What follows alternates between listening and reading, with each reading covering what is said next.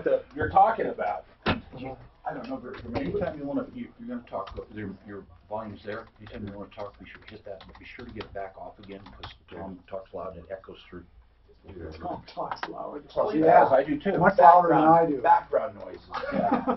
So, We don't want that. again, could you repeat that anytime he talks, he pushes the blue button? Yeah, the blue button is for talk, so the one. And then hit the Yeah, white you're down. when that blue, when you hit on, you'll see it blue. When it's on, everything goes out. I mean, over the airwaves. So as soon as you're done talking, just hit off. Okay. Yeah. I mean, if you're going back and forth in a conversation, keep it on. But the second it moves on, hit off. Okay. And never hit it during the break because then we're interrupting the commercials. And there's only a couple 100,000 listening to you, so don't worry about it. We only went down one time. And you guys remember, only in the springs, we'll make sure.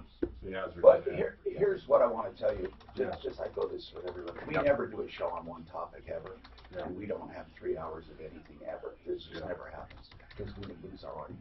And we'll ask you to please chime in. I mean, just being an attorney, you should chime in on The that. idea of having you here is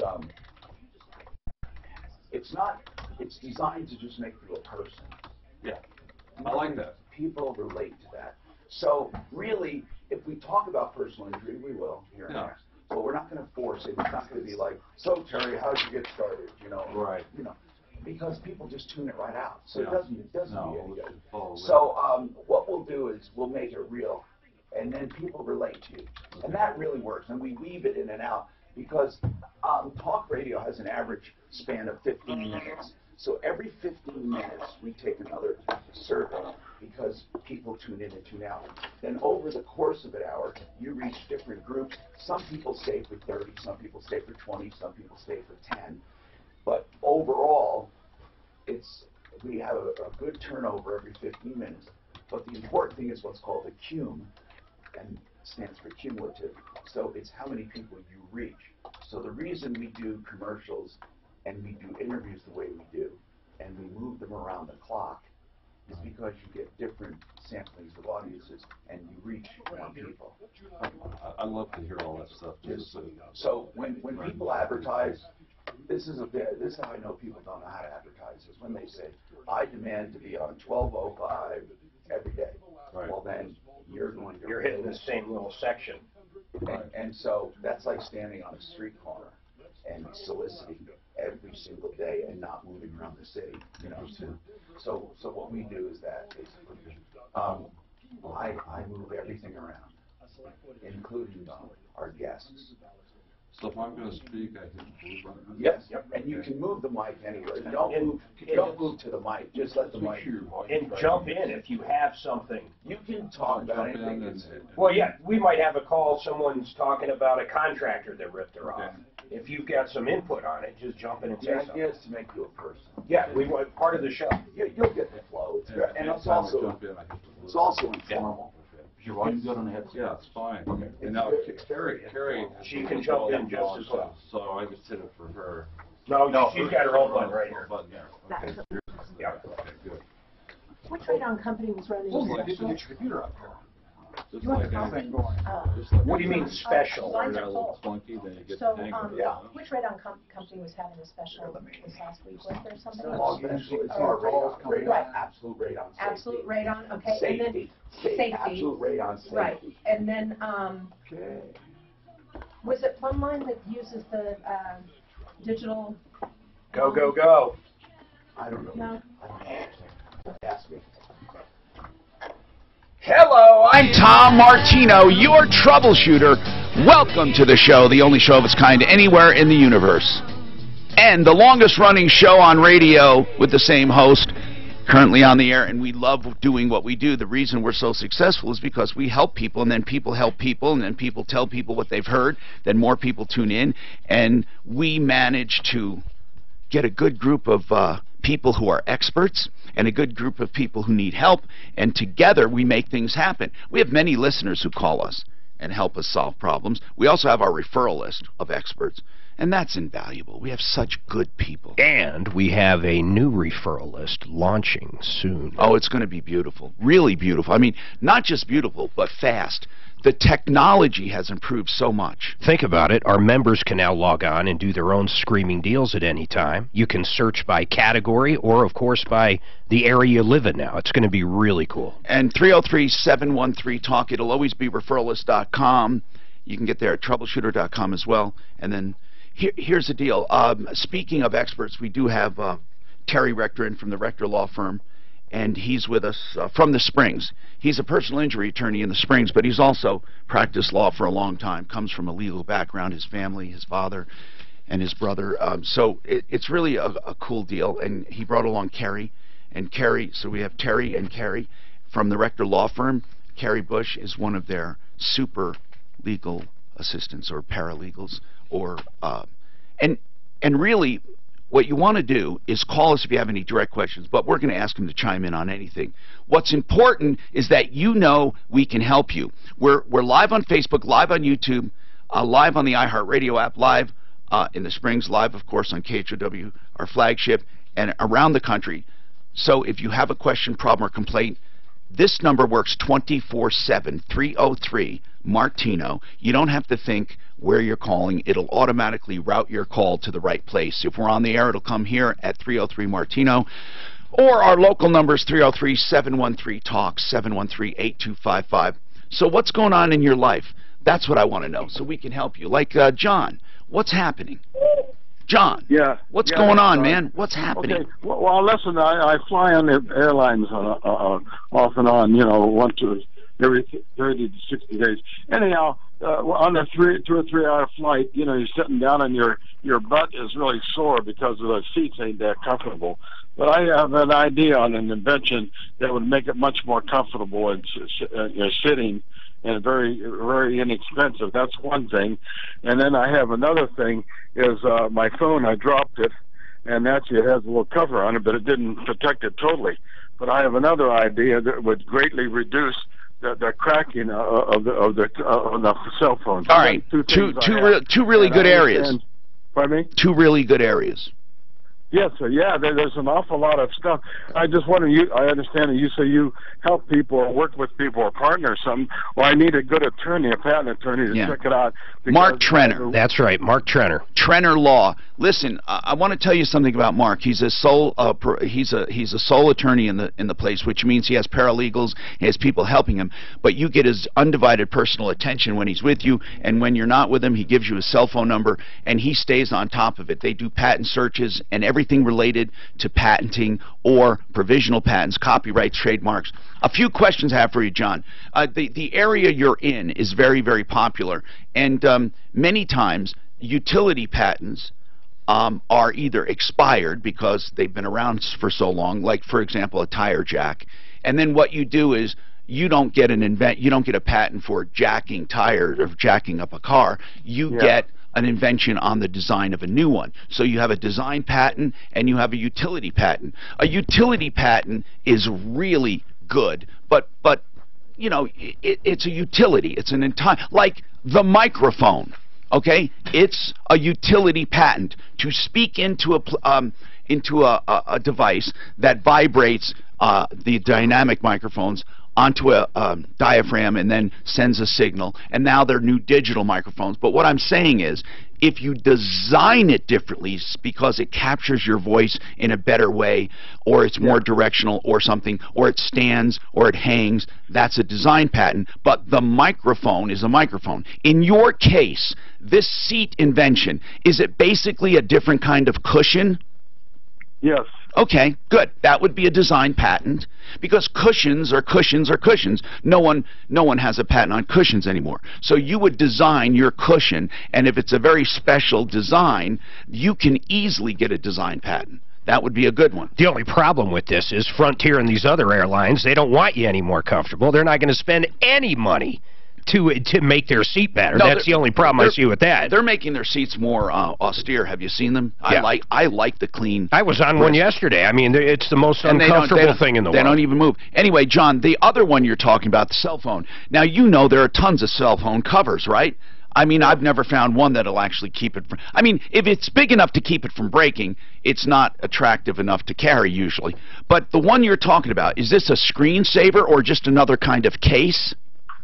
It's a different way of protecting. Would you say it's a different kind of phone. case? Is it a different kind of case altogether, or are you talking about some kind of tethering? I think a different kind of tethering. It would go. Well, don't tell me, but John, don't tell me then. I'm not asking for the specific invention, but it's pretty obvious there are two ways to protect a phone. One is tethering, and one is covering. Tethering means you keep it tied to your body somewhere; it'll never hit the ground. No, that's not tethering. Okay, so it's a different kind of case. There are millions and millions of cases, and I'm going to say this: chances are what you're thinking of has already been protected. Well, so I looked around now. I went to Walmart and I went to Target yesterday. Go to Amazon. No. I love when people tell me they've shopped. It doesn't matter. There are patents. There are loads of patents. In fact, most patents, are not out in production. Yeah. So they just sit on them. So here, Mark Trenner is the great guy to go. And let me just give you his information. He's really a good guy. Anyone with an invention, 720-221-3708, 720-221-3708, and that's Mark Trenner. Highly specialized area of law. It's called intellectual property law. So if you have any other questions, give us a call. We love talking about inventions. Now, John, when you also said we partner with people and help people, Mark and I have made it clear that if somebody comes to us with a great idea and they want our help to get involved, we do, and we will, if it's special, okay? Most of the time we just help people. But the bottom line is, if you want direct, like, participation, we're willing to take a look at that too. Chris, what is this GoFundMe you're setting up? What is it for? Are you the one who called earlier? No, you're not. This is a new one. Go ahead, Chris. I was calling about yesterday. I heard somebody, and it got the wheels rolling around. I'm in a bit of a predicament. I got hit by a drunk driver about 2 years ago. And when he hit me, he caught me in an odd place because I had just quit my job to start my own business, and there was a 2-week lag period between where my insurance cut off and when I was going to start my job and get So Chris, you were uninsured medically, you mean? I was uninsured medically, and yeah, I what about car insurance? I had car insurance, and the guy who hit me had car insurance. Well, do you have medical payments? Medical payments does not look to fault. It just wait a minute. Medical payments is so cheap. The coverage is so cheap. I can't believe you wouldn't have it. You have to specifically waive it. Did you waive it? Well, that's another story. I had some attorneys looking in on that. The guy, the insurance that I had, I said I had coverage because I put that if I hit somebody or if somebody hit me. Yeah, medical payments is for you and your passengers. But what I want to ask is, who is your agent? He's an agent in Brighton. What kind of insurance? Allstate. Worst company, one of the worst, top 5 worst. Okay, Allstate, State Farm, Farmers, Fred Loya, and American Family. Can't get worse than those 5. Can't get worse at all for coverage, for claims disputing, for BS. Here's the thing. I want you, after this is all over, I want you to call Compass Insurance Group and get an insurance checkup.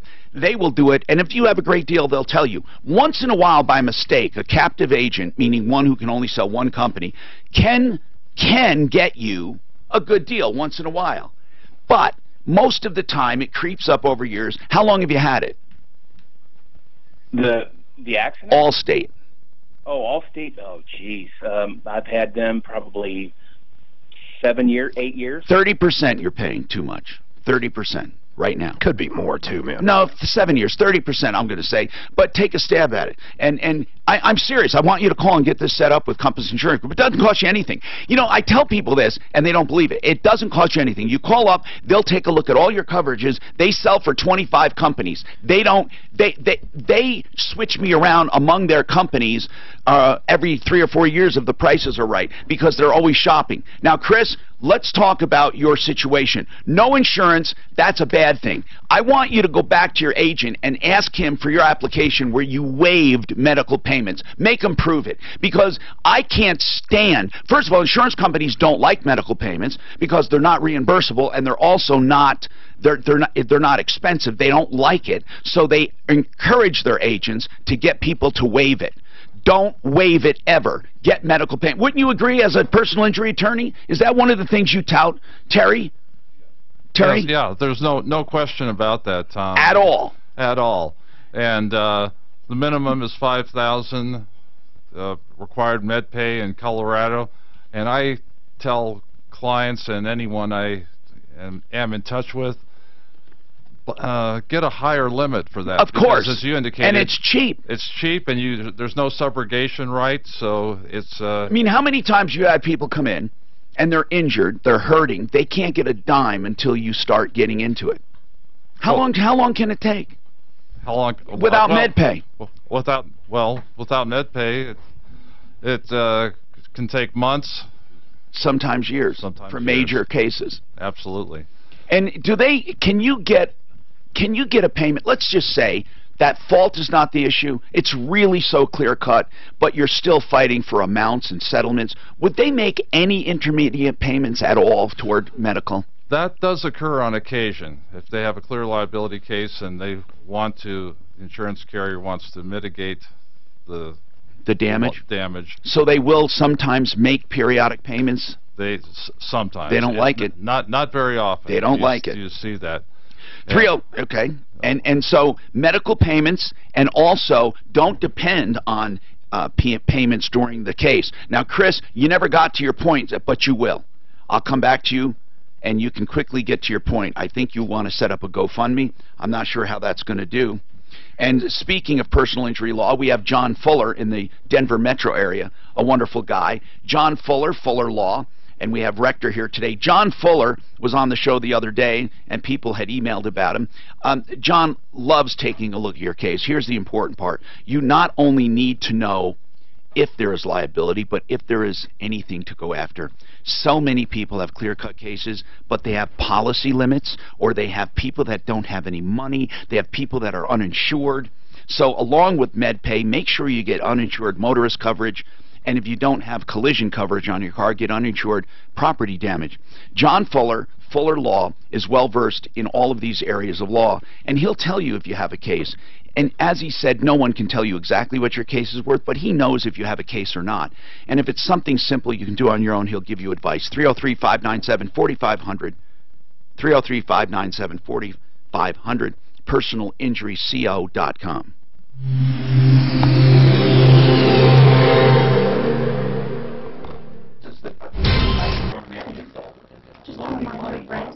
You're going to be doing case today. Thank you. Carrie. I'm sorry, because we're really fast and tomorrow. I'm still waiting to hear from you. Well, I'm sure it's a real high entry. We get solicited for the no. Those are the worst things they do. What they do is they finance. Through all this hardship, but it's almost almost. And they actually, the courts have started to tamp down on them and not allow a lot of that. We don't get it wrong with that. She is real high interest rate. Yeah, great because we're taking things that they don't emotionally. That's what I took her to there.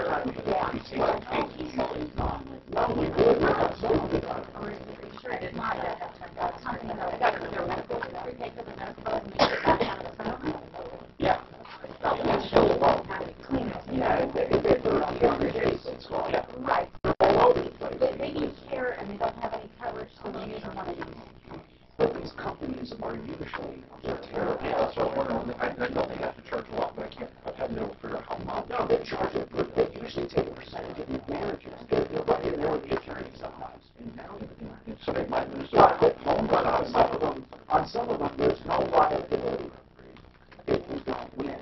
Yeah. So, but they take an extraordinary amount. Yeah. Well, just want somebody to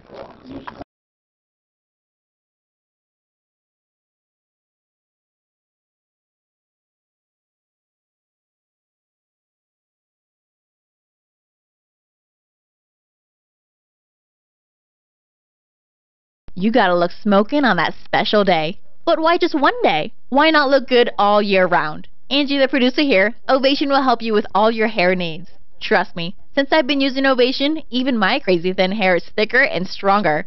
Ovation Cell Therapy treats the scalp and what they're doing is they're bypassing and trying to get the full amount of the hospital bill by using these companies. Instead of settling for Medicare? Instead of, because they've been tamped down on filing liens with the Secretary of State, they have to bill Medicaid or Medicare, but what they want to do is send a lien off to the insurance companies for the accident, so that then they hold your money hostage. So before you even get a settlement, there's a lien from like a regular hospital, and they use these third parties to do this. So these, but what do you have to fill out? Why? That's the part I don't understand. There's a form, and I don't want to name the companies, but a form. You can name the companies if it's It's true. a Vectis, and they fill out for Centura and all them. And what are They they? say, fill out this form. It'll And help what you. are you filling out? What is that A form? form that they're saying will help you get your medical bills paid, but really it's not. What they're doing is they're trying to get the claim numbers so they can put the insurance companies on notice that, hey, we're out here. They'll settle that case without taking care of us. Okay, but there are laws on, there are laws. Oh, it. They owe it, but what they don't Yeah, want, but the it- attorneys often they don't want to negotiate bill those. Medicaid, Medicare, or the health insurance because they're under contract. They get a reduced payment. Oh. They'd rather get $1 out of your Yeah, settlement. okay. Yeah, So it's that's the kind of latest a thing little, we've seen it's coming a little nasty game. No, you're not. You're not going. But you usually negotiate those bills along with your settlements anyway. Yes. You know exactly what your repayment's going to be, Yeah. or you should know. And That's the net isn't there, recovery. what's that make whole doctrine? Yeah, the make whole doctrine. Means Especially if they don't you're have not- med pay. If you're not completely paid off, how does that work? Well, I forget it. there's a presumption you're made whole if you recover the Good. entire policy. And, Okay. But then you battle whether you were made whole. Well, what is this make whole doctrine? What was My that wife case brought called? it in, so Well, immediately it's her phone number, she's probably waiting designed around there. to limit the subrogation claims Right. by insurance Okay. carriers. You want a Because you number? can claim you weren't made whole, therefore you shouldn't have to pay your whole 720, claim. Correct. You're barred. Yeah. They're barred from collecting. From collecting. Full reimbursement. Yes, except for your. They can collect some or none. Thanks, Mike. Well, it depends on the case, but a lot of times it's none. Is this me? None. Hi, Tom Martino here. Well, another attorney on our list of experts, Joe Lazzara, is a criminal defense attorney, and I always say I hope you never need him. You guys do any criminal defense in the Springs at all, Rector? I do. I've been doing criminal defense for years. Yeah. And my brother is mainly personal injury. He's been on both sides, insurance defense and personal injury, bad faith. And now I've picked up on personal injury, so I'm you're courthouse lawyer. You can do both. I can do both. I've done a lot of criminal law. And Joseph Lazzara in the Denver metro area, what a great guy. He, of course, most of his work, unfortunately, is from DUIs, and a lot come in from the Super Bowl, people being at people's houses. Listen, not everyone is a fall-down drunk. Sometimes they try to calculate what they're drinking before they leave, and you can't do it. The best thing is Uber or Lyft, or just get a designated driver. I know people say, well, I didn't know. Whether you're guilty, innocent, in between, Joe doesn't care. He'll take care of you through the system, because you need, even if you just want to get it over with, you still need someone to help you through the system, because there's a criminal thing going on along with a traffic thing going on. LazzaraLegal.com, 303-429-6200. Joseph Lazzara, of course, he does all criminal defense. In the Denver metro area, Joseph Lazzara, 303-429-6200. Do you guys do then DUIs and stuff? Now, I know you're personal injury attorneys in the Springs. Do you do DUI defense? I do DUI defense, absolutely. Okay. Yeah, that is unfortunately an area that has not, we have not made a dent in it. In fact, with marijuana, have you seen an increase of marijuana type offenses or not? I don't know. A little bit, but are they easier to defend? They are, because there's no accurate test other than the THC content, and you don't know, it stays in the system longer. But can someone simply be convicted, whether alcohol or marijuana or any other drug, on a roadside, if you're simply incapacitated, you know, in a way that a police officer observes? Yes, including prescription drugs. In other words, right. the offense is driving while impaired. And it matters not whether it's legal or not, or whether you have a prescription. Correct. It's the proper use. 303-713-TALK. So, Chris, here's the bottom line, okay? I want you to exhaust that area of MedPay and make sure you don't have medical payments. And so you were hit by a drunk driver, and you have an attorney on that. You're taking care of all that. I did, but they bailed on me. That means that they don't think you have a good case. I don't know an attorney alive who will bail on a personal injury case, okay, unless they think you don't have a good case. You might want to shop that. You're up in this area. You go to just ask John Fuller. He'll be straight out, truthful. But let's talk about GoFundMe. GoFundMe sites like this are very difficult because there's no hook. You're just a guy who got hurt, and now you want money. Usually you need a hook, like I have little kids I can't support, or I'm an orphan, or, you know, I mean, it's weird. You have to have some kind of hook. You became paralyzed, or your life is completely turned around. If you simply have, what are you looking for, medical bills? I'm floating 2 mortgages on a house. Like I said, I was working in the oil industry, so I was making pretty good money. Man. And this caught me off guard. Of course. It exhausted all of my savings in medical bills because I had to go on Medicare because I didn't have any of my own personal. I mean, my insurance expired on the 31st of December, and this kid... There are grace periods. There are grace periods in some areas. It absolutely expired, and you were told it was lapsed. Were you given notice? Yes. Why did you let that happen? Because I was going to get my own insurance. Okay. All right. You're talking about medical, not car insurance, right? Yeah, medical. Health insurance. I already had car insurance on the car I'm driving. Well, what about the other party? Has you need to listen. You need to get to an attorney quickly, because in a case of a drunk driver, if he's was he drunk, given a ticket for DUI? He was drunk. You can most likely get a really quick settlement. You really can, or at least get some progressive payments. Don't you think this is a prime case, Terry, where there's somebody who's legally intoxicated to ask for payment in advance, a little for the medical bills, or not? Well, certainly, Tom, is aggravated, and that would be an option. I mean, I would think that they want to mitigate, or they want to at least give the appearance that they're trying to be good guys. Yeah, and again, it does happen. I've handled cases like that where the insurance company makes a partial settlement, or at least, or maybe pays. I'm curious why his attorneys walked away, though. No, I know. And Chris, another thing: don't ever sign anything or settle anything without advice from an attorney or from someone. Now, Chris, why did your attorney bail? What did they say? Why did they say they were bailing? They said that there was not he didn't have any funds, or was he uninsured? He was underinsured. He just had the basic insurance for his car. He was probably at 25 grand. So there's nothing. I mean, you may not get an attorney because of that. And you didn't have underinsured? I know you didn't have MedPay. Did you have at least... Did you have uninsured motorist coverage? That's also underinsured. Did you have UM? Yes, I did. Yeah, I did. That's for pain and suffering. Does that include medical bills? Well, Carrie?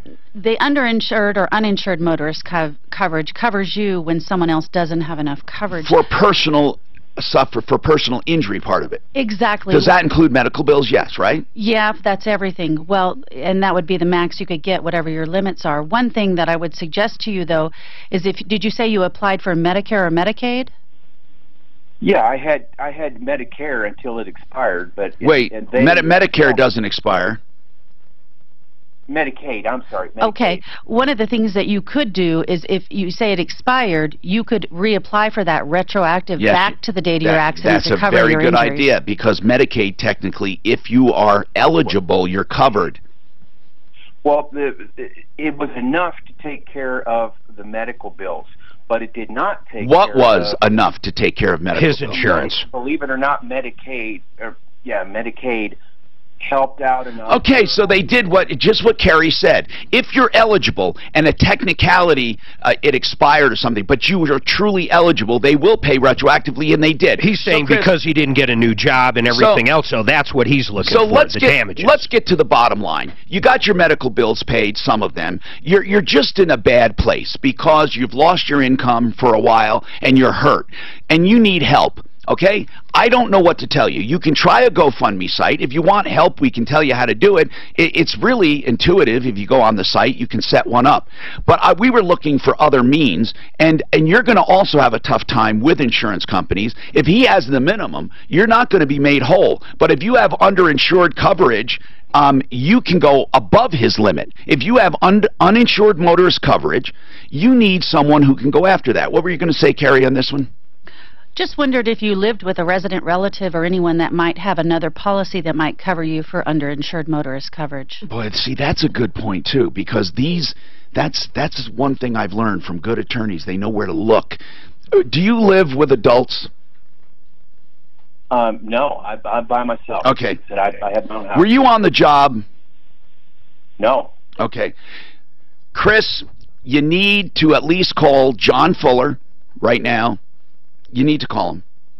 If you were in the Springs area, I'd send you to Rector Law Firm. But call him, let him review your policy, and see what he can find.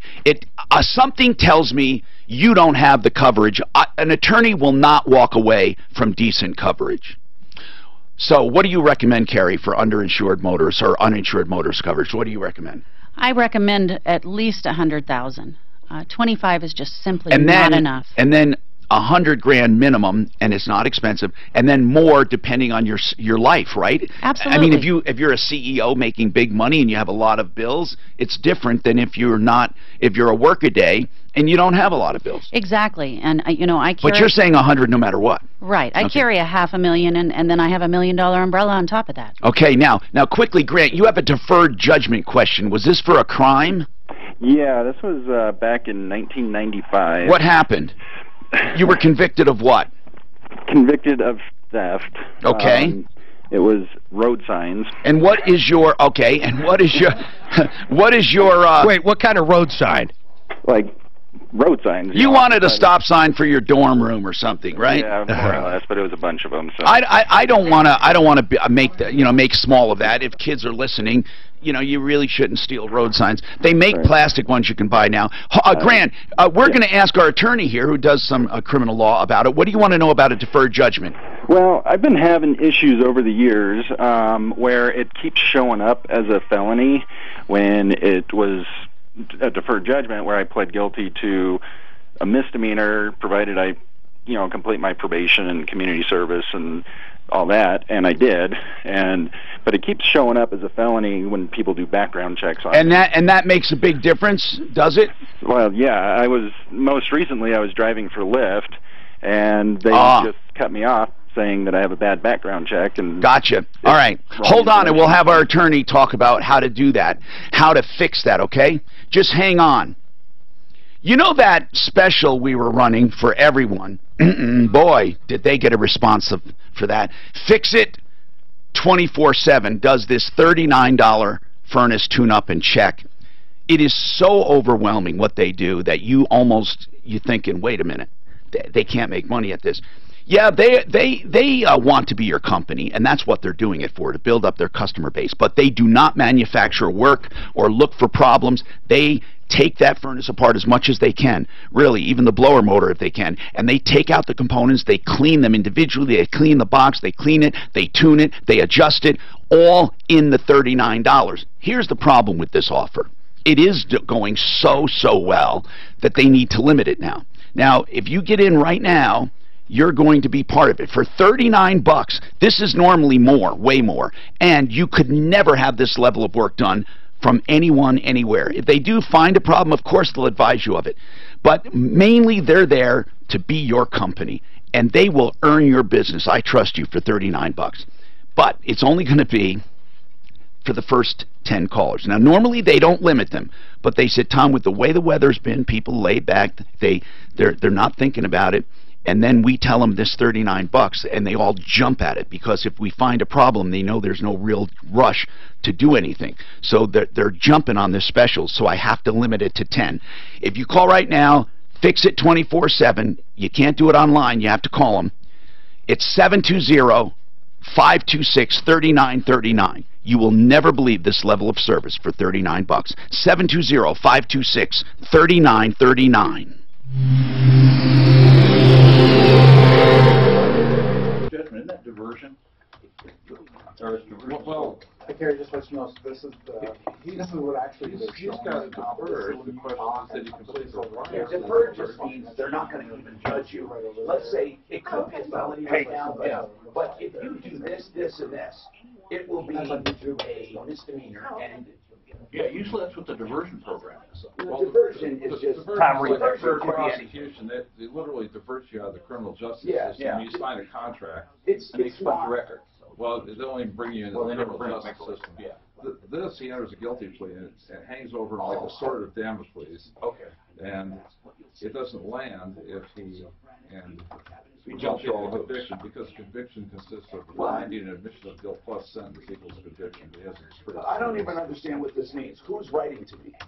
No, it's writing to me. That's carpet guy, carpet doctor. Our guy. Yeah. And the guy said he wasn't going to pay. No, I think it's Stephanie.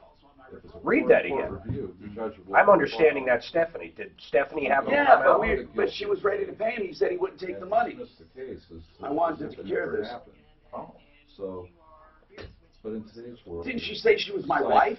Under LexisNexis, called Colorado Courts, it posts up privately. And so, we used to have expunging, sealing of records. She's my wife. She didn't. She just happened to leave that out. I ran for House Representative in Colorado in 2010. Yeah, he did the right thing. He can take it off the bill. He can do whatever he wants. Break him into my house. Yeah. That's a felony. Yeah. That's felony menacing. Right. You can kill him, but you can't threaten to kill him. Right. I'm going to tell him exactly that. Subtract it from what he owes me. Even though they dropped the charge. But you were charged, and that stays on cyberspace. Yeah, exactly. Absolutely. And they kept pulling that up, that I was threatening to kill somebody, even though it was over the phone, threatened to kill the burglar. Yeah. And yeah, because I could have killed him, but I can't threaten to kill him.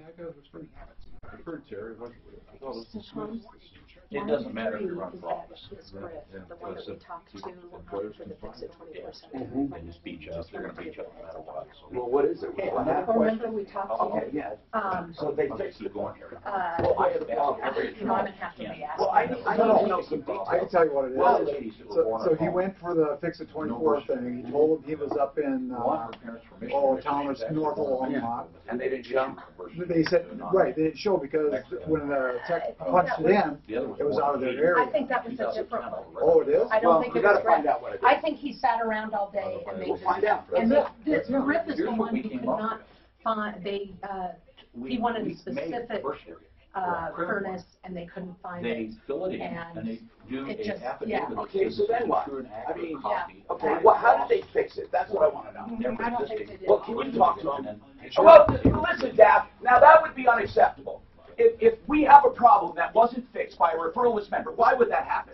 That's why you Then wanted kick him him on. off the referral list. No, that's why you wanted him on No. to talk about it. You know what? I would never, ever, ever allow anyone not to solve a problem. Go talk to him, please, and find out.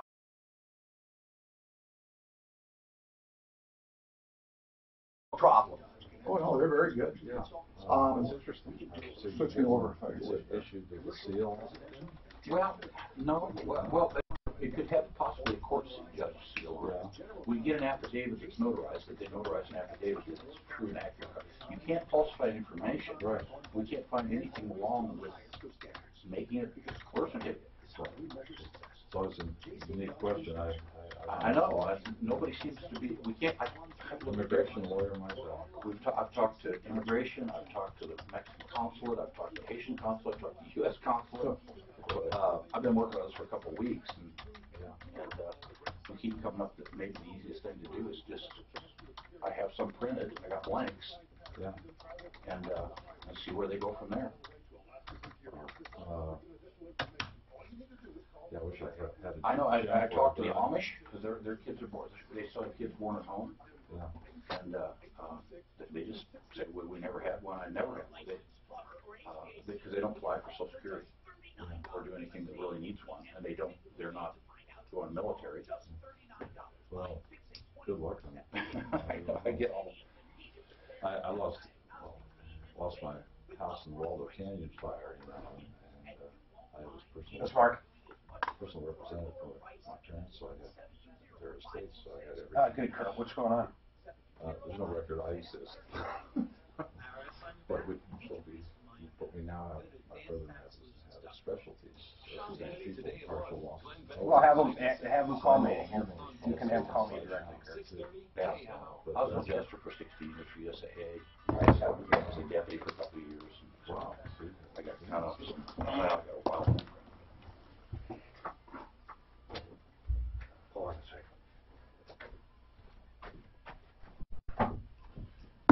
Hi, Tom Martino, your troubleshooter. Welcome to the show. Grant has a question about a deferred judgment. So, what were you told to do, Grant, back in 1995?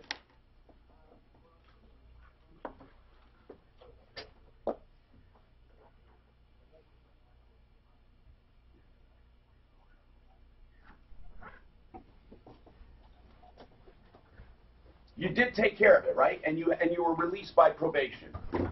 So then what?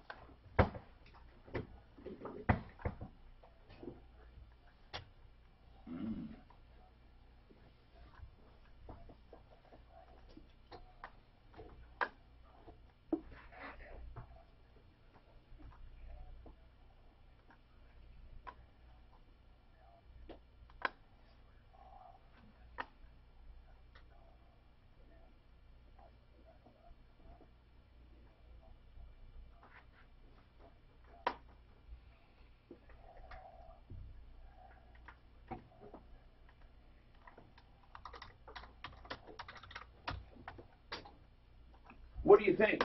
What do you think, Terry? Terry Richter from the Richter Law Firm, Colorado Springs. Let me ask you, Grant, this was a deferred judgment sentence, so ultimately it was dismissed, wasn't it? Okay, you're entitled to obtain your own file and whatever courtroom that was at, and you can go get it, copy it, so forth. One of the things I'd recommend is to show that it was dismissed, have that with you. The other thing is that CBI is always a little bit late. In other words, I would make sure that, well, I've seen it. So anyway, so if it's done, how do you keep that from happening? I mean, how do you? First of all, does it get expunged or is it just recorded as a misdemeanor? With a deferred judgment, expungement isn't always automatic. That has to be applied for separately. Yes, and we really don't have much expungement anymore like we did in the old days. I had something expunged. A lot of good it did me because, because it was all over. But the thing is, it was dismissed and expunged, and it doesn't show up. And they told me no matter what, and it was a misdemeanor anyway, but they told me no matter what, you don't even have to report it because it's as if it never happened. But with a deferred judgment, what does he have to do? Well, I would go and check with CBI and send it up there and make sure that they have it recorded properly as it's so start there. They're the ones that well, if they do, then why is it showing up differently? Well, I know, but I would say it's not someone just doing it on their own. I think what Terry said makes sense. How do you know they have it recorded properly?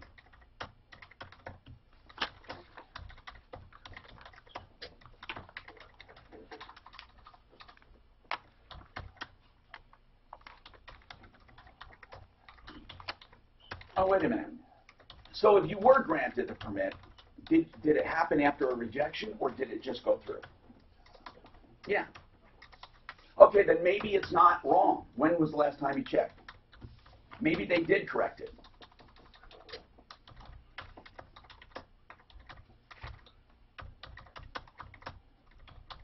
From a job. And it said you had a felony. It said you had a felony. One of the things, Tom, is that there's Colorado Courts, which is an extension of LexisNexis. It's private. So anyone can go on and find out whether... It's where people do background checks. Background checks. We do that. It never goes away. The courts have no control over it. So people, that's right. You're probably getting a background check. And it's not even just that. It can be, even if you weren't convicted, it'll be there. It'll show that you were charged, and sealing of records or expungement only does this. If the court grants the sealing of the records and a person goes to an official government database and does a search, it will pop up no record found. But on Colorado Courts, it can show up. Colorado Courts is still there. Oh, see, it's not going away. You know what? Now that you told me that, that makes complete sense. That happens when we check out our referral list members. Stuff comes up and they say, no, that was dismissed, that was never there. I mean, that was expunged, that was this, that was that, but they still have it. So, Grant, if Colorado Courts has it, it would take a lawsuit for that, for the damages. It would. Now, it's private. Now, Grant, here's that. I'm glad you told me that because I forgot all about that. We use them, and we pay so much per check. It's like $6 or $7 cheap for a quick check. Okay, here's the deal. You can ask your employer to do one with the state, and just tell them the state's more accurate, and just tell them what happened. That's all we can do is just tell you to look for Colorado Courts. We don't have the contact information. And you can have an attorney write them a letter or you write them a letter. It's not a small thing when people have things wrong. It's not a small thing. Yes? Yeah, Tom, one of the things Colorado Courts will do and should do, and I've never seen them make the error, it will show deferred, it'll show the charge, deferred, and then it will show the dismissal. So that should show up on Colorado Courts. So the lineage should show up there, Grant. You need to pull a check on yourself. That's the first thing I would do. Pull a check on yourself, or let us do it. You know what? We can do it for you. Why don't we get Grant's information? If you allow us, Grant, we'll do a background check on you and see where it's coming up, okay? All right, hold on. Now, get his information. Let's do it later for him. 303-713-TALK, 713-8255. Now, two places I want to tell you about that will save you money. Rocky's Auto, 63rd and Federal, for cars, trucks, SUVs, and vans. Will save you money. The large selection of 63rd and Federal will blow your mind. It changes often because they buy every 2 or 3 days with big trailer loads of cars. They own all of them right there. And you have not only a variety in prices and models and makes and color, but you also have variety in financing. That's Rocky's Autos, 63rd and Federal, Monday through Saturday, 9 to 8. 303-426-4646. The other place I want to tell you about for saving money is Century RV, because they have the largest selection of used RVs anywhere. Now, they used to be, no, they're still there, but their only location was at 119 turnoff to Longmont, north of Denver on I-25. They have recently, over the last few months, opened a location in Lakewood. It's just north of 6th Avenue between Kipling and Sims next to Woodley's. They're open Monday through Saturday, 8 to 6. The largest selection of used plus a bunch of new ones. In fact, they have camper trailers under 10 grand, brand spanking new. 303-453-1111, CenturyRV.com. I never thought of that. Yeah, and Colorado Courts, I pull that up online. I assumed they were Colorado. You know what? What was Stephanie Anchor out for? Yeah. What's that? It's a .com instead of a .gov. Yeah. Yeah. It's cocourts.com, and it'll show. And now LexisNexis owns it, so but it's still there too. Yeah, you can open they own each. it. Yeah, because I was going into LexisNexis to try to find those birth certificates too. Those records there, because they claim, well, they'll read it. Absolutely. Yeah. And even if you don't, if you can go on the show and come in and stuff, just don't yell when you come in. They, I won't bite this so you don't. When a guy buys a gun, that goes to the CBI because it's federal. The carry permit goes to the sheriff through the county. Yeah. Okay. So do they still do the same? You know, I just had he's going to subtract it from what he owes me, what they do. so it's all good. Carry. You mean what he owes us, right? No, he just owes me for those spots, but it doesn't matter. My It's wife. fine. Yeah. It's good. I don't have, even though I have. Yeah, that was just a 1 week deal to get him some business in January because it was slow. No, but it's cool. I had enough. Don't even worry about it. You follow? And you did a great job having them on. She kind of, we got absolutely no problem. She kind of acts as a talker as a family. That's what I mean. There's absolutely no problem. Yeah. And because they're as liquid as anything. Yeah.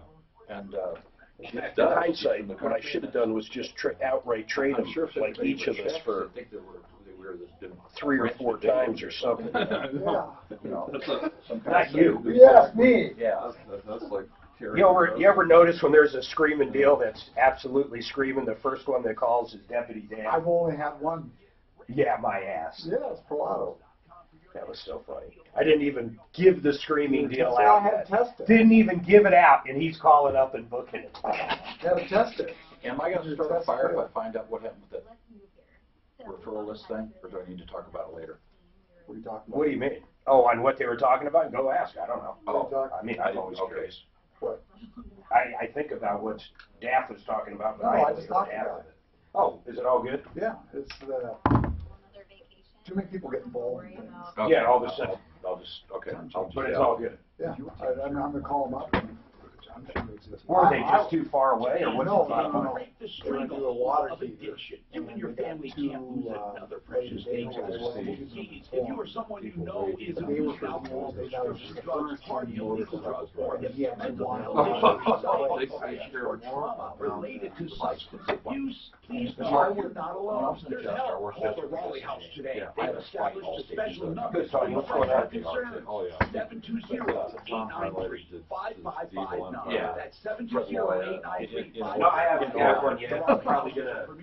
Well, I'll just wait till I get that price. I mean, that's all. I would go out and look at different treatment Harley. It would be in the living room. Designed to help or the kitchen. Kurt, you shouldn't do that. No more excuses. But then I find out his wife is in the back bedroom, injured. Health insurance covers the cost. No concern about his old lady. No obligation. It's all about the motorcycles. 720-893-5559. 720-893-5559. Margin Call there. today. Someone takes a rifle That's the reason the med case not designed to work free and all those. A few years ago, down in Desert Hills, Arizona, just north of Phoenix, a illegal on meth dump truck ran over 30 motorcycle riders and stopped at a traffic light. Killed half of them. The rest of them were just maimed, limbs pinched off. I mean, just a mess. That's why I don't drive a motorcycle. 3 guys on a motorcycle. 3 of those 30 motorcycle riders had insurance. The dump truck didn't. The guy was illegal. So he didn't. He was illegal. I mean, the whole thing. We should have high in the first place, but of course, absent is motorcycle We do a lot with motorcycles, a lot with the veterans and the military and the Veterans, absolutely. You know, but motorcycles is because they got hit and like it was going out. Hit them, right? Yeah, and the motorcycles never carry enough coverage. You may know Colin Quinn on Saturday Night But Live. it's liability. Liability. I kid you not. Colin Quinn, Well, we they stay went, when you know, went under and other stuff, they're not paying, and their agents always talk them into rejecting it. Yeah. well uncovered. And their injuries are always catastrophic. Oh, absolutely. Hi, Tom Martino here. Welcome to the only show of its kind anywhere. Let's talk. We have Terry Richter with us and Carrie Bush from the Richter Law Firm. And this is great to tell you about because hearing aids used to be these big clunky things you wore in your ears, and there was no hope for tinnitus. With Colorado Tinnitus and Hearing Center, all of that has changed.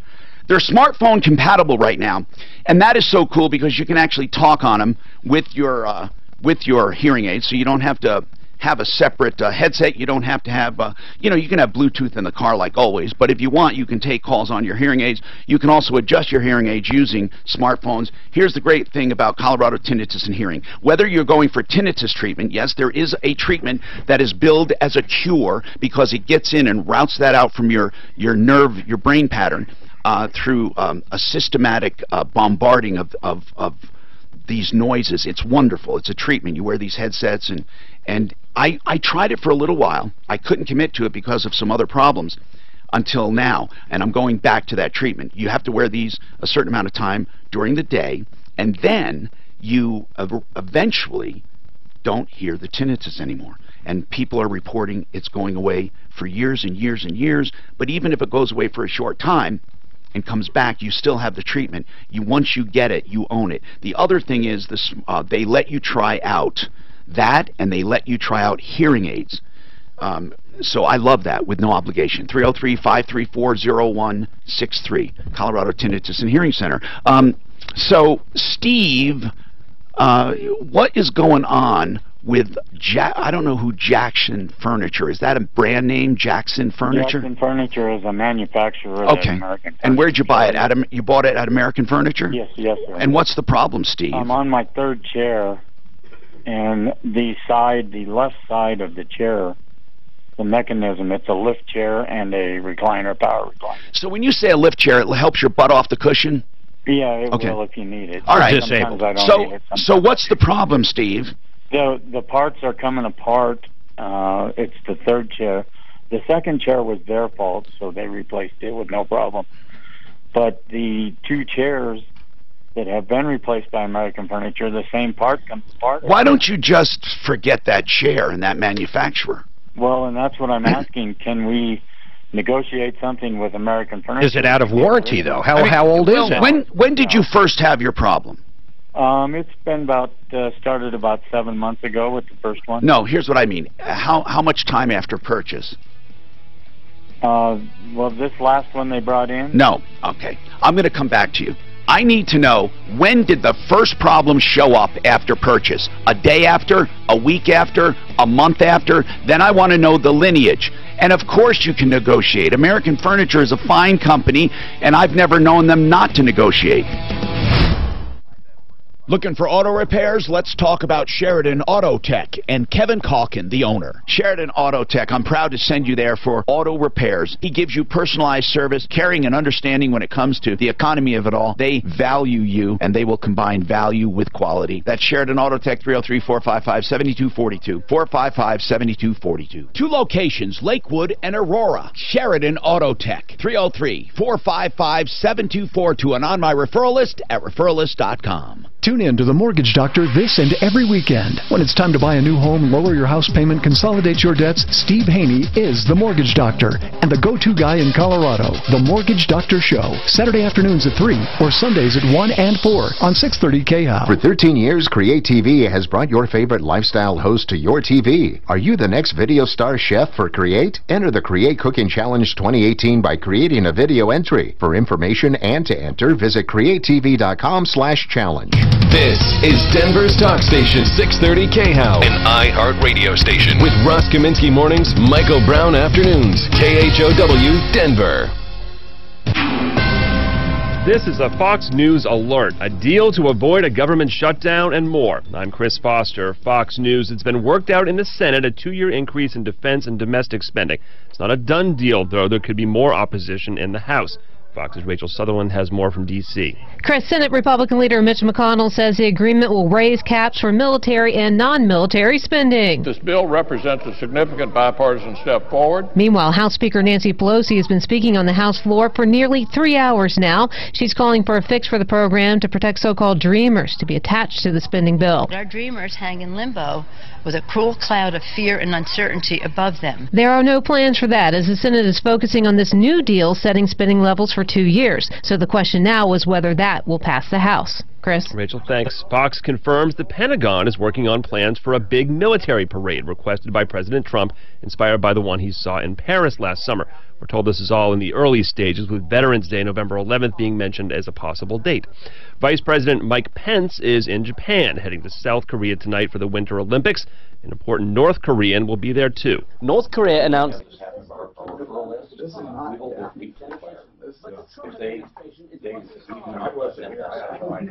So he talked to him at the bottom line. He talked to the caller, And he was just under the impression that we've already talked to them. We're really about this. When I seen that there was on there, there's another one there. Yeah, exactly. So you, I'm sorry, you work for USIA? Yeah. As an adjuster? I've handled planes, trains, I've handled all the weird stuff. We've actually set plane racks, heavy equipment, trains, several trains. So, you know where I'm... From Taiwan's National Fire Agency. Fox News, fair and balanced.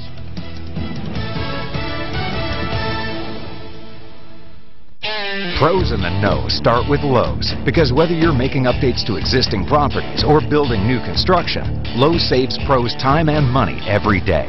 Now through February 7th, get 25% off all in-stock kitchen cabinets. Plus, save 5% on every purchase every day when you use your Lowe's Business Credit account. So, Pro, now that you know, let's get started. See the Lowe's Pro Desk for more details. Offer subject to credit approval. Can't be combined with other credit offers. Exclusions apply. U.S. only. According to a recent survey, these are the top barriers to company growth. Finance takes too long to close the books, too slow to launch new products, hiring and keeping good people, systems not talking to each other. They should look at the #1 business and financial system for growing companies, NetSuite from Oracle. NetSuite tracks and manages your revenue, cash flow, HR, inventory, projects, even e-commerce from a dashboard on your phone. Go to netsuite.com/radio to get your free guide called Crushing the 5 Barriers to Growth. netsuite.com/radio.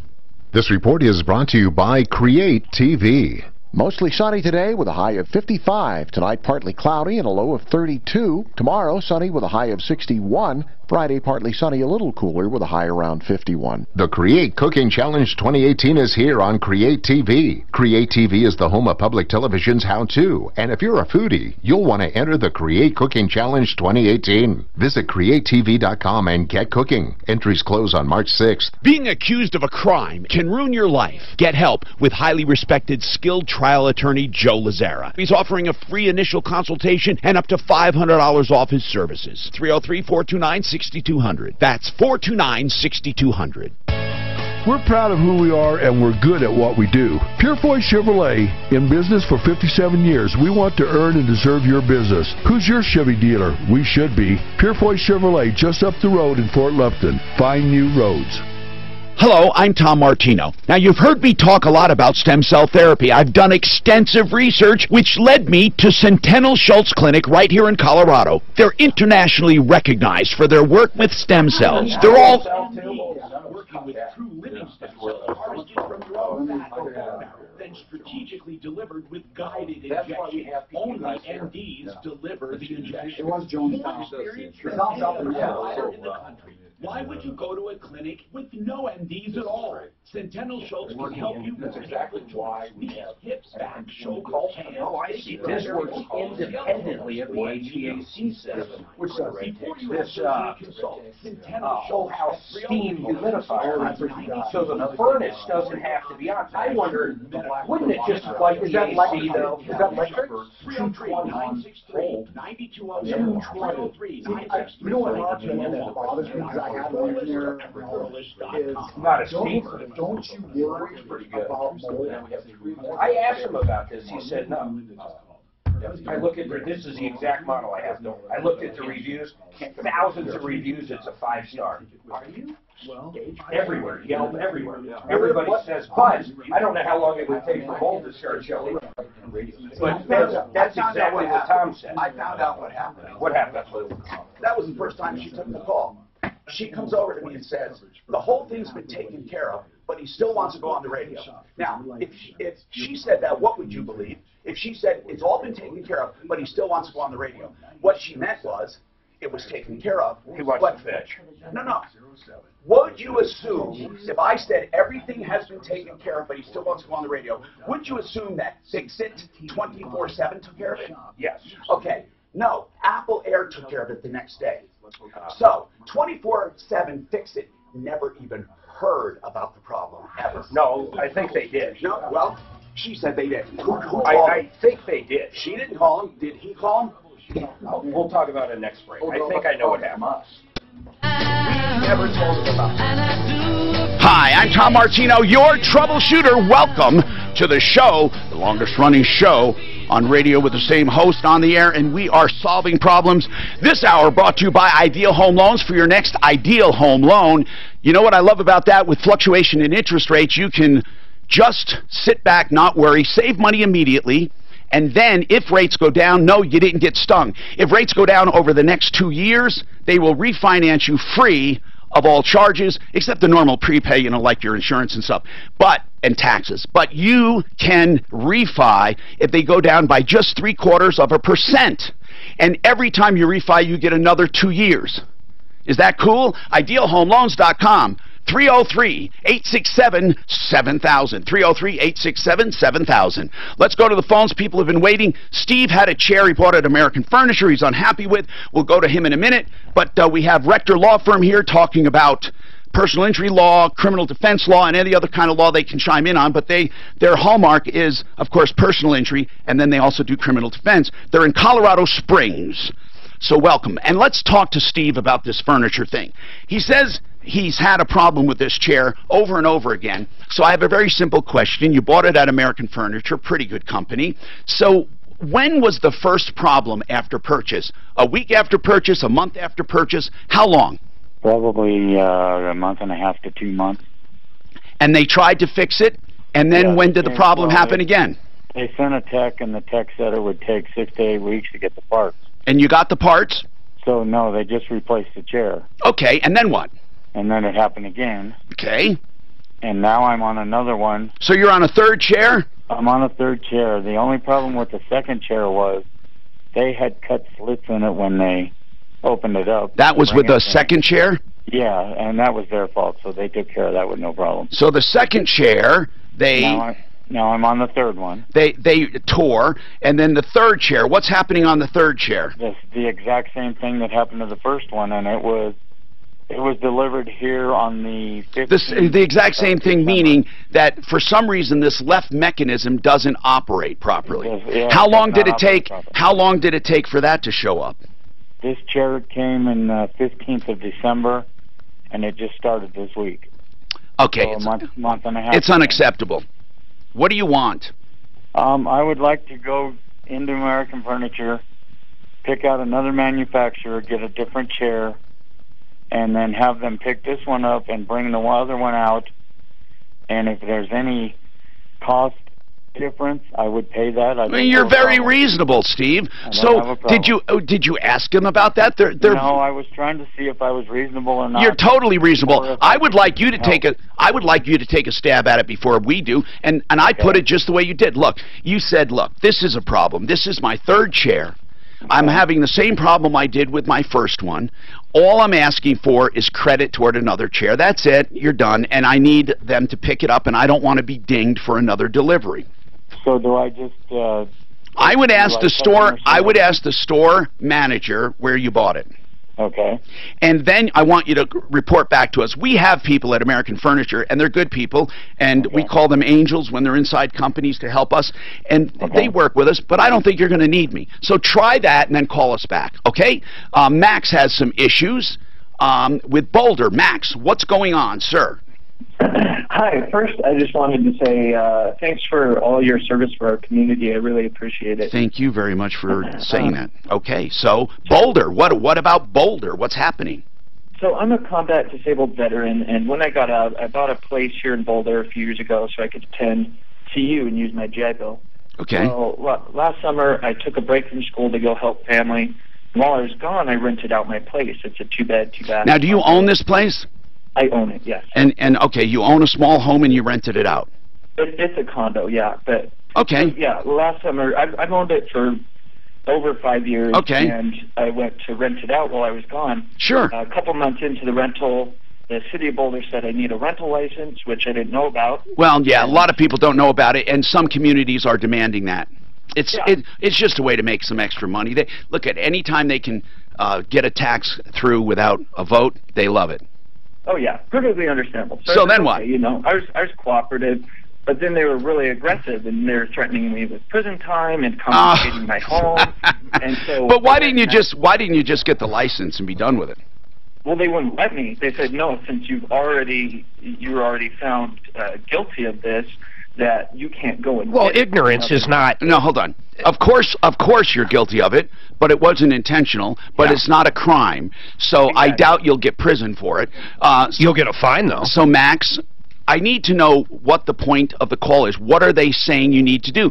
Are they saying because you were wrong in not getting a permit, you can never get a permit now? Well, they said I have to wait a certain amount of time. But what was interesting is I went and read the ordinance, and it says that, so I actually wasn't guilty of violating the ordinance. I didn't actually need, because this is a primary residence. You need to finish a sentence. You've started 3 sentences. Okay, you didn't really violate it because? Because it's my primary residence, and I was only renting it for less than 12 months, so I didn't. Did you mention that to them? Yes, I did. And what did they say? They said, no, they're not listening to me. I did get my fine, so I appealed. Wait a minute. You should not have to pay. If truly it says it's for rentals, are you looking it up, Mark? It's for rentals over 12 months, and if it's your primary residence, you're excluded? Yeah, it's 10-3-2B, and it says you don't need it if all of these apply. And I went through all of those. And they all apply. It's your house. You owned it. You're renting it less than 12 months. Then you should say to them, and really you need to say, can you show me where in this ordinance I had violated it? That's it. Or you take them to small claims court. I don't know what else to say. We'll call them for you. I'd love to call them. The city of Boulder is very difficult to deal with. But did they specifically say why you are violating it? That I was renting it. They won't tell me anything, and they won't even take my phone calls. They say have to go through email. And do email. Do email. In fact, if you show a short-term and a long-term, they're showing all kinds of different things you're supposed to do. I don't see anything that says if it was your residence or whatever that you're exempt from it. It says, basically if you're renting this thing for 30 days or more, you need a license or a permit. So where are you getting your information? They emailed this to me. Well, Max, did you ever look it up online? I did, and that's where the prison... Mark, it's not a CRS, so what is it? I don't know. It's an ordinance number 8154. Okay, so I'll just do a Boulder ordinance. Listen, all I can tell you is this. It's like any time you have a difference of opinion about a law or an ordinance. You go to court, or you try to reason with someone. But why are you doing it? Is it over now, or what? What is the issue now? I had to kick them out. As soon as I found out, I had to pay to get the renters out, find them a new place. Okay. And I am appealing the fine. There's like $500. Sure. I'm trying to appeal. I don't mind the fine, and I'm trying to do all these things right, but they want to come inspect my unit. And also... Why do they want... That's part of it, though. No, that's only if you want a permit. They're not going to inspect if you're not renting anymore. They say they have to come inspect to show that that it's not being rented anymore. But they know that because they're hold on. Renters. Listen, so what? So what? They want to make sure it's not being rented. So what? Just do it.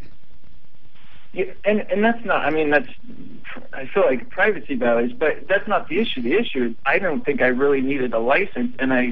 well, okay, now, if that's the case, we're not going to fight that battle for you, because from what we see, you do need it.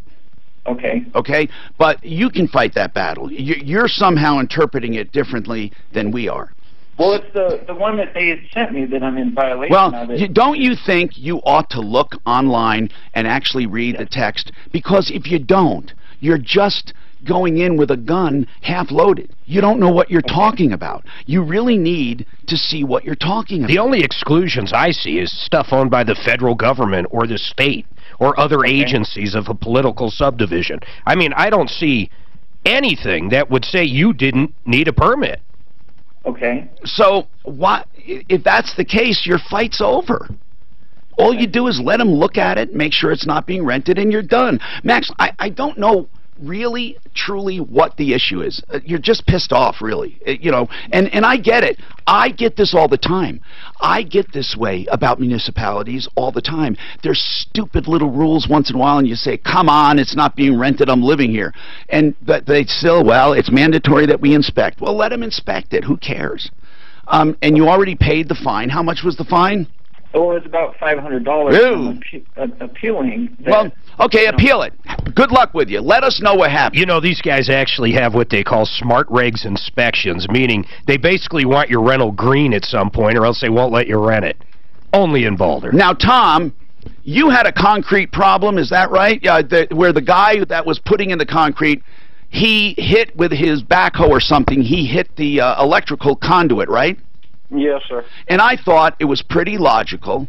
Who handled this problem? Deputy Dan. Wasn't it pretty logical that they should pay for it because they broke it? Or they should have said right up front that because it looked like they knew it was damaged. Yes, exactly. Why is that? Did they try to cover it up? Why did we think they knew about it? Because different pieces were missing of the plastic conduit, and then also it blew the breaker in the garage, and they were probably using that electrical, you know, after. So they had to have known they did something. But they said nothing. They said nothing. What's the update on this? So Tom and I had been talking to Tom, and I've tried calling. It's Bloom's Architectural Concrete. Yeah. Got a hold of him once, and told him I was from Tom Martino and stuff, and then we got disconnected. Oh yeah. Okay. But so every time I called, didn't you already have it repaired on your own, Tom? Yes, I did. And how much did it cost? It cost almost $3,200 because they had to replace all the cables, about 100 feet worth, from my house all the way out to my new shop. Yeah, why couldn't they have patched it? Well, that conduit isn't really big enough to put big splices inside all right, of it. all I'm going to say is this. Your argument's going to be on the mitigation. That it's going to be on that. That's what the argument's going to be. Or Dan, is he saying he doesn't owe a dime? No, the guy would just, like say, he hung up on me, and he wouldn't take any more calls. I left several messages. So this guy's a dirtbag, basically. Right, exactly. He won't do it. And it would have cost him only $700 if he would have said it at that time that he had hit it. No, he's got a we got a sleaze brigade for a reason like that. Yeah, the contractor said it would have cost me about $1,500. What is Bloom? I want to make sure people don't use this company. It's called Bloom's what? Bloom's Architectural Concrete Incorporated. Now, when he says, how dare you do this, how unfair it is without getting my side of the story, first of all, you have every opportunity and you refused. Yep. Did you try calling back? I called at least 5 times, left messages. See, he's making the fatal mistake of thinking this is going away. Bloom's Architectural Concrete? Incorporated, right. Inc. Okay. And what is his phone number? 303-913-9435. And the owner's name is Tate. Is that right, Tom? Yes, Tate. All we have to, what, did you recognize that name or something? So Bloom's Architectural Concrete Incorporated, 303-913-9435. You know you can take him to small claims court, and this is a slam dunk. I mean, you know that, right, Tom? I intend to do that. And when you get a judgment, we'll help you collect it. Okay, that was going to be my question. No, we got somebody. We have people who can collect judgments. That's the biggest mistake. And with a guy in business, it's a really big mistake because you can go after stuff he owns. Stuff that Did you pay him?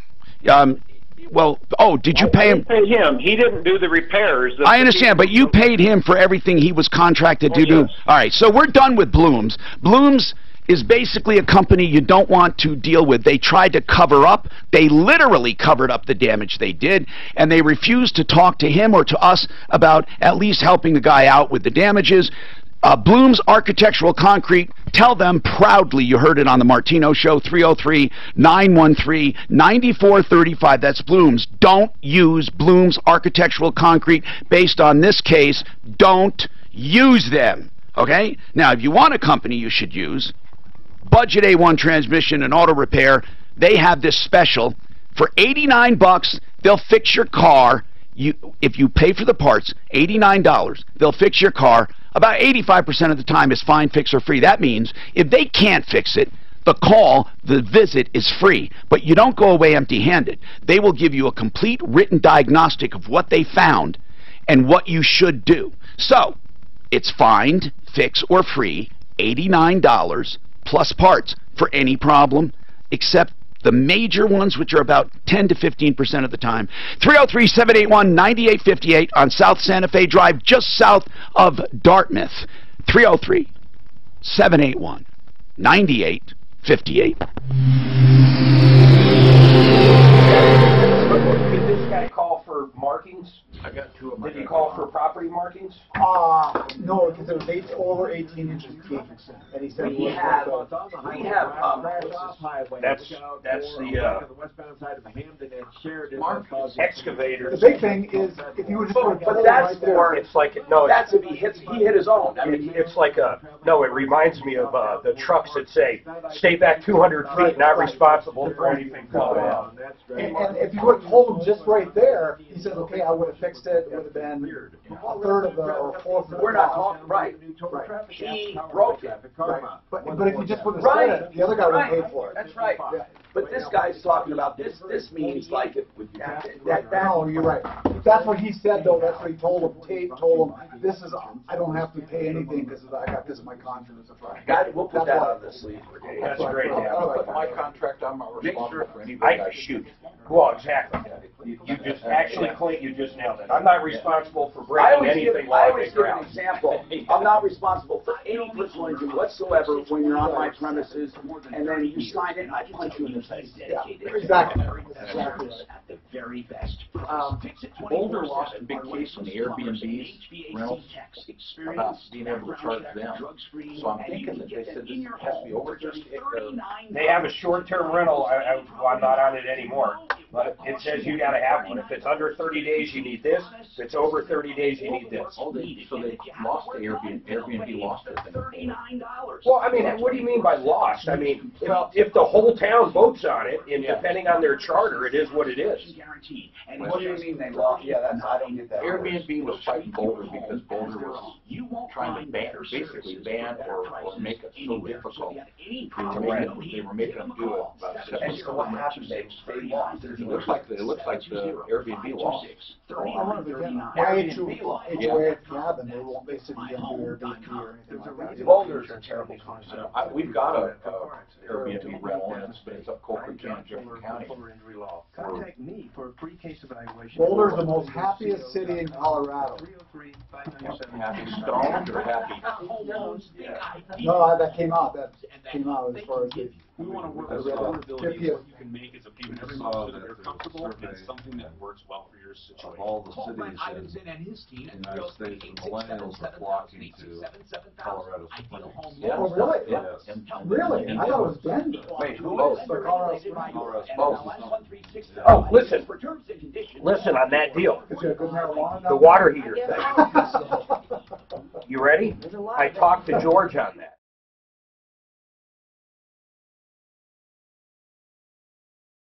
Peter, 2-3 weeks ago. I don't know what you're talking about. The deal with 24 Hour. That happened like 2 weeks ago. The one you were talking to her about. Oh, I'm sorry. Okay. So I get the complaint. This is guy up north, and The complaint was I wanted a certain water heater, this brand. George's guy said, no problem, we'll have it for you. Right, and then didn't show. We know all that. Yeah. But then I called George. And what did they do? George called him, and he said, I already hired someone else to do it. I want nothing to do with you guys. So that was it. But What he else? didn't offer anything else? Well, the guy basically told him, I already hired someone. I don't want anything to do with you guys. What do you possibly do at that point? He definitely called the guy. He was going to do something, but the guy said, I already had, I don't know what he was going to call. Yes, he did call him. I don't know how it came back up while I was gone. He called and wanted to be on the radio. Okay. Well, I have no idea why. That's when Daphne said everything was taken care of, but he still wants to be on the radio. Yeah. Well, I don't want him to be on the radio and say, because a guy showed up, I never want to see him again. I mean, okay, he didn't show up. Well, they were going to do something for him, but he had someone else come out and do it. So, I mean, okay. Make for good radio. That's free enterprise. There was nothing wrong. They screwed up because the guy should have never said, we'll sell you this exact brand water heater. Daphne was under the impression that was the first phone call. The initial phone call. So, no. Well, maybe 2 weeks ago, Suzanne took that call. No, I did. 2 weeks ago, I handled it. January 17th when he made the call. Oh, okay. Well, that's all. I just remember thinking, how weird. The weirdest HVAC one I've had in a long time is that, because who actually says, hey, I want this brand of water heater? I just never hear of that. And that's what he had. What was it? What was it, a Bradley or something? Bradford White. Bradford White. And the tech figured that their distributor had all different brands, but they didn't have that brand, so they simply couldn't get it. But the bad thing, called them at 6:30. White's been a well-known for years. Oh yeah, the time frame wasn't good. Yeah, not showing up isn't cool. Shit happens. Hi, Tom Martino here. Welcome to the show. Aurora Orthodontics and TMJ is the place to go for straight, beautiful teeth without veneers, meaning your teeth actually get straightened and corrected in place, which means your jaw is corrected, which means your sleep apnea and TMJ go away if you have them. And the important thing is, it doesn't take 5 or 6 years of orthodontics. It takes 2 years, the way he does it with no surgeries and no extractions. It's extraordinary the way they use mouthpieces that you wear at night to gradually widen your palate, Invisalign braces for the finishing touches, and then you have a beautiful smile. The important thing, about a fraction of the cost of veneers. Do you know veneers just for the front teeth can cost like 20 grand? For the whole mouth you're looking at 60. Didn't your kids do that? Yeah, they're doing it now, the new orthodontics. Yeah, for kids it's different. They do it way slower, but they do it, it's better than regular orthodontics, because when they get to the age where they might need braces, they need them, half the time or not at all. If you're interested, the new orthodontics, 303-690-0100. 303-690-0100. That's the new orthodontics, Aurora Orthodontics and TMJ. So, we are having an exciting show, but we haven't solved it. Have we solved some problems today? Do you have any follow-ups, by the way? Let me know if you do. And Dan, let me know, because a lot of times people write and say, whatever happened to? Carolyn, what's going on with you, Carolyn? Carolyn? Hello? Okay. Hello? Is this Carolyn?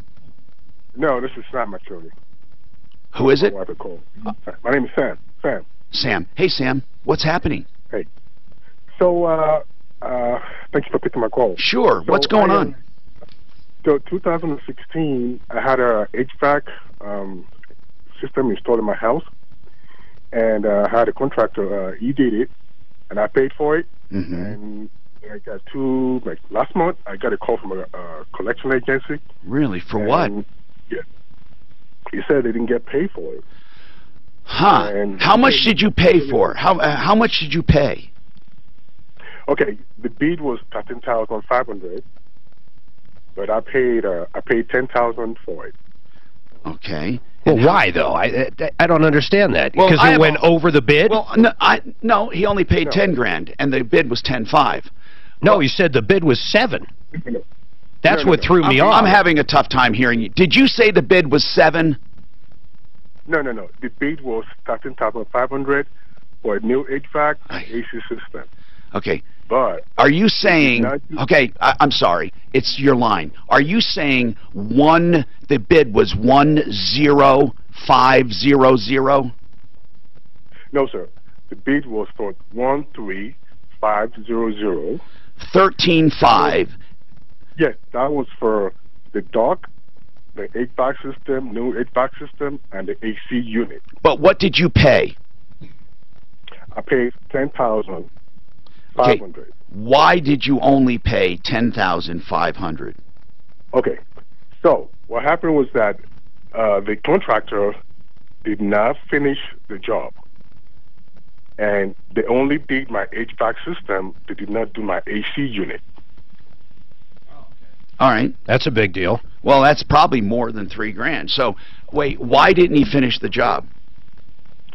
Because, he didn't finish the job because he did a lot of stuff wrong, and I several times with him after he didn't do a lot of stuff. All right. So you broke the contract. Yeah, I told him I don't want him to work with me anymore. How did you know he was doing things wrong? Okay, because we were failing inspections. Okay, gotcha. Every time Sam, I got you. That's fine. Okay. Oh, you said enough. Okay, so there was a $3,000 balance, and that was in 2016. And how much are they trying to collect from you? Okay, so I just got a call from. There's a number there somewhere. How much are they trying to collect? Well, they said they want to collect. They said 11. They said he owes them 11,000. That's what they're telling me. Wait, he owes them? Oh. Who's them? So basically, he got another contractor to do the install, and you never paid them a dime. Okay. So Did he they pay? called me. No. Yeah. You got a whole bunch of problems. Okay. Because you can't even use the lien protection bill. It's not going to matter. How long ago was this? They're outside of a lien point. 2016. You're right. But here's the deal. Here's the deal. You can't even use that anyway. I mean, you couldn't if they did try to get one because you didn't pay in full. You didn't have all the stuff you need. It has to be your primary residence, which it is. But I don't even want to go through that. Like Mark said, it's probably too late for a lien. So if they want to collect, they're going to have a tough time because you don't have a contract with them. I don't even know how they're going to collect. And if they tag your credit, I'd turn around and I'd sue them. Yeah. I don't know, Sam. It's really out of your hands. Right. The point, what I'm calling is that I just got a call from this guy, and he kept calling me, and he drove out to the property today. For what? I mean, like, he said he wants to talk to me. I'm like, why are you here? I don't even have a contract with you. Who are you? Right. So, I'd call the cops on him. If he doesn't want to leave, tell him to leave. Well, did he leave? I wasn't there, so I got a call that somebody was waiting for me. I'm like, when I talked to him, I was like, why are you here? He said, can you call me back and we have to talk? And the thing is, the contractor actually agreed. Right. No, the contractor, listen, the contractor just wants to be paid, and he probably wants to know how much you paid. And I wouldn't share any of that with him. I wouldn't share anything because he's going to want the extra $3,000 at least. And what did you do to finish the job? Did you hire someone else? Yes, sir, I did. Okay. So the first company you hired, are they still around? Well, I actually talked to the guy, too. I asked him, I said, what's going on? He was like, yeah, I told him I was going to pay them, and I didn't pay them when you paid me, and the guy is trying to collect the debt. What is the first guy's name? His first guy's name is Mike. Mike what? Mike Palecki. And what's the name of the company? It's the name of the company is the remodeling company. The remodeling company? That's Mike's name? Mike's company? Yes. And how did you find the remodeling company? Home Advisor. Home Advisor. Yep. How many times do we hear this? We got to have our own line dedicated for Home Advisor at this point. We get more complaints over Angie's List and Home Advisor than any other place. Right. I mean, actually more than Craigslist, I think, now. Yeah, that's unbelievable. Well, no, it's way more than Craigslist. From now on, Sam, you may want to try referrallist.com since we say that every single day. Most of the time, people come to me for help after they did not use the referral list. Now, what can we do for you? Right now, you're in the driver's seat. I don't think you need to do much at this point, really. So don't talk to them. They can't lien you. There's nothing they can do. If they file a lawsuit, contact us again. There's some pretty simple strategies. I don't see how they can. Terry Rector's with the Rector Law Firm. They do personal injury, and he does some criminal defense, but he's an attorney. So Terry, he has a HVAC system installed back in 2016. He pays the guy. Has a disagreement with him, the guy leaves, and that guy never paid his subs. Do you think his subcontractor or supplier, they're beyond the lien, they can't lien? What do you think? Could they sue? On a Quantum Marriott or something like that? I agree with all what you gentlemen have said, and there's no, to go back to use the privity of contract, there's no, right. He doesn't have a contract with the subcontractors. Right. That's what I think. Now, if you want to save money at home, Simply Floors Inc. is the place to go. Simply Floors Inc. I love the way Buddy Mitchell does business direct to the consumer with just rock bottom pricing. That's because he gives the same great products and just makes less profit. It's that simple. He has less overhead. He has a showroom at 52nd and Ward, and he has a website where you can make your own appointments, simplyfloorsinc.com. When you make your own appointment, you can get a designer to help you coordinate everything, a true designer with design help, or you can just do it yourself. Whatever you do, you'll save 40 to 50%, most of the time 30 to 40% over the big boxes with all the same hardwoods, laminates, luxury vinyl, tile, carpeting, ceramic, whatever you need, he's got at simplyfloorsinc.com.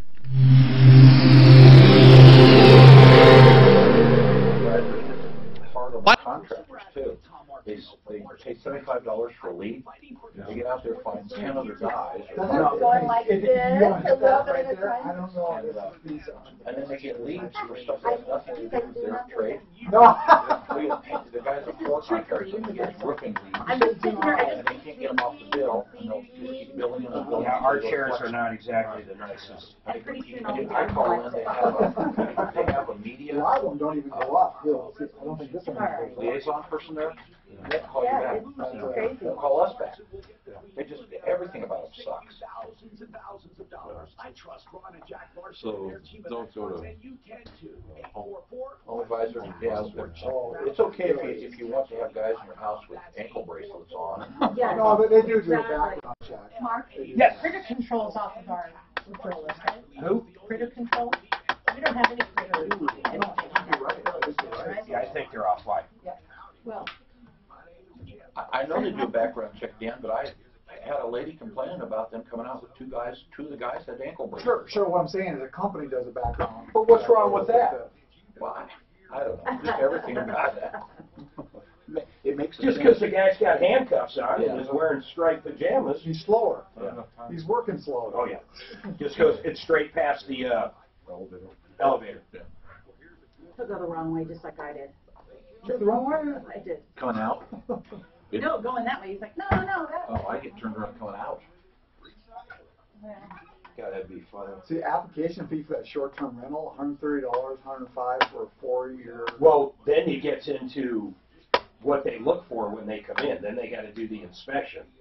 And basically it's saying you got to be green, or we'll give you a pathway on how long you can go until you're What do you green. mean you got to be green? I didn't dig that far deep. You got to paint Probably, yourself? I'm guessing LED lights.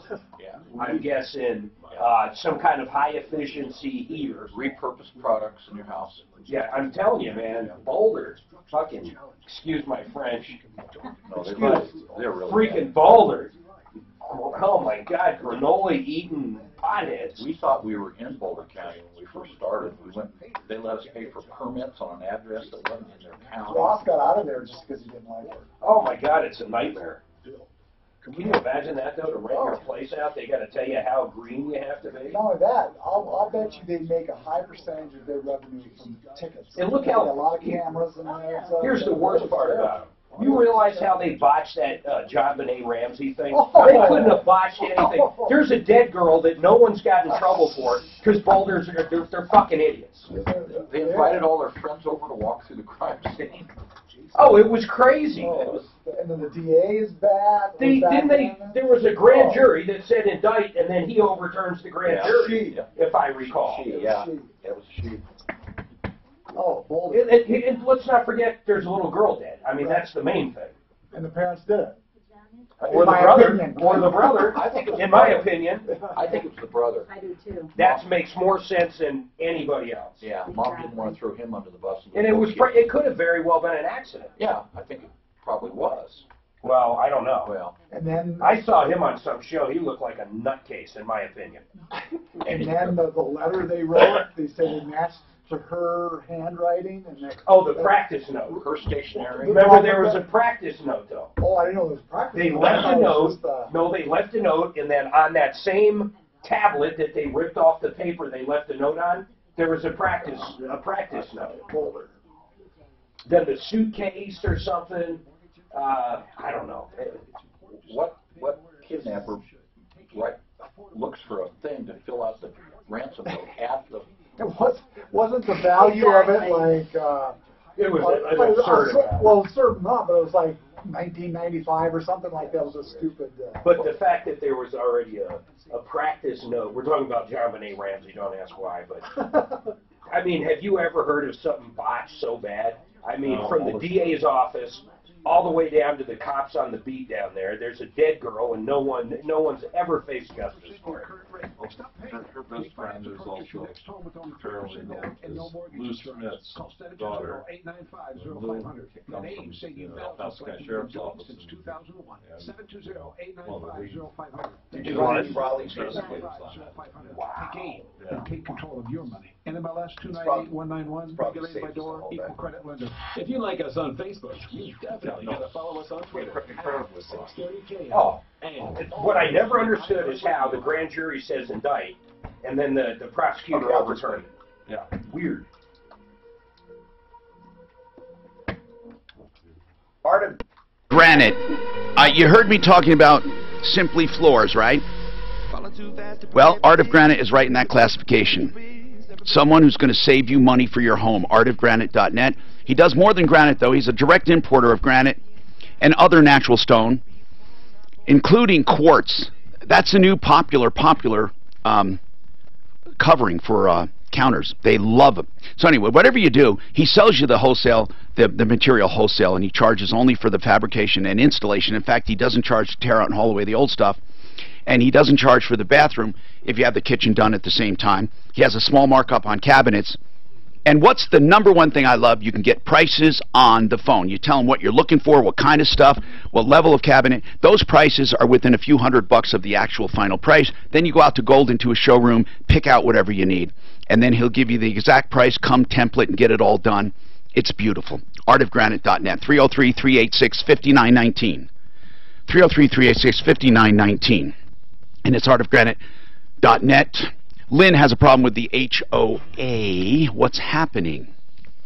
Yeah, so in 2014 I filed for bankruptcy and I paid it off in November. Now, when you say paid it off, it was a Chapter 13, Lynn? Yes. Okay. Yes. And so on January 16th, I got this letter from the HOA basically. Okay, how many years were you on that plan? 41 months. 41 months. Okay, go ahead. Yeah. Mm-hmm. And so now I'm getting a letter basically saying that they're sending me a bill for post-bankruptcy assessments in the total of $7,105.89. Yeah.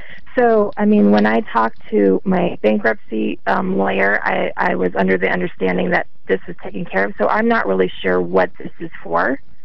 And he won't answer my questions. Like, I send him paperwork. See, that's why you should have used Wink and Wink, and I'm not kidding. This is not a shameless plug, but it is. They're on my referral list. I love these guys. And they would have told you up front what to do. Now, let me just say something about bankruptcy. Oh, do you know about bankruptcy, Terry? Do you?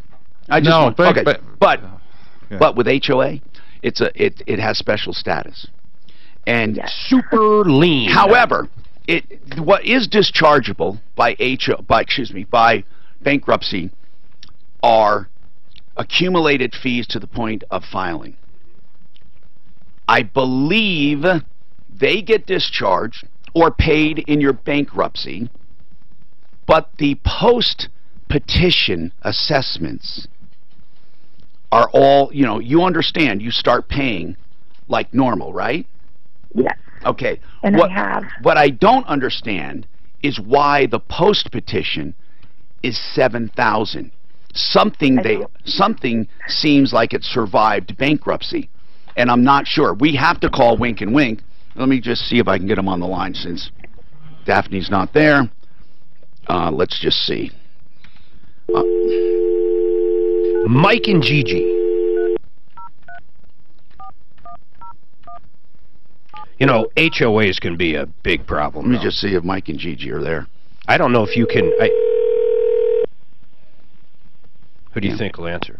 Wink and Wink, this is Gigi. Gigi, Tom Martino, we're live on the air. I needed to get your attention really quickly because our screener's not there. So I wanted to ask you a question if you have a minute. Do you? I do. Good. Lynn had a bankruptcy. I'm going to bring her back up. Lynn had a bankruptcy and paid it off, a Chapter 13, 41 months. She paid it off in November of 2017, and now she's getting notices from the HOA saying she owes post-petition funds of $7,000, roughly. But she's been paying her monthly. Have you been paying your monthly all the way through your bankruptcy? Yes. And when you filed for bankruptcy 41 months ago, or however many months, did you have accumulated fees and penalties? Yes. Of how much? $40,164.21. 40,000? Yes. Okay. With everything, yes. And then, no, not your bankruptcy, your HOA. Yeah, that was just my HOA. Okay. Whoa. So, Gigi, if you could basically, as we always do, we educate people, in a bankruptcy, what goes away in an HOA? Well, not if you're keeping the house, nothing. Nothing? You have to pay nothing. Wait a minute. Wait a minute. If you're letting the house go. No, not that. I know that. Yeah. You can just let the house go and walk. But if you're keeping the house and living there, Yeah. and she has accumulated $40,000 in debt, You have to pay that all back over the life of the Chapter 13.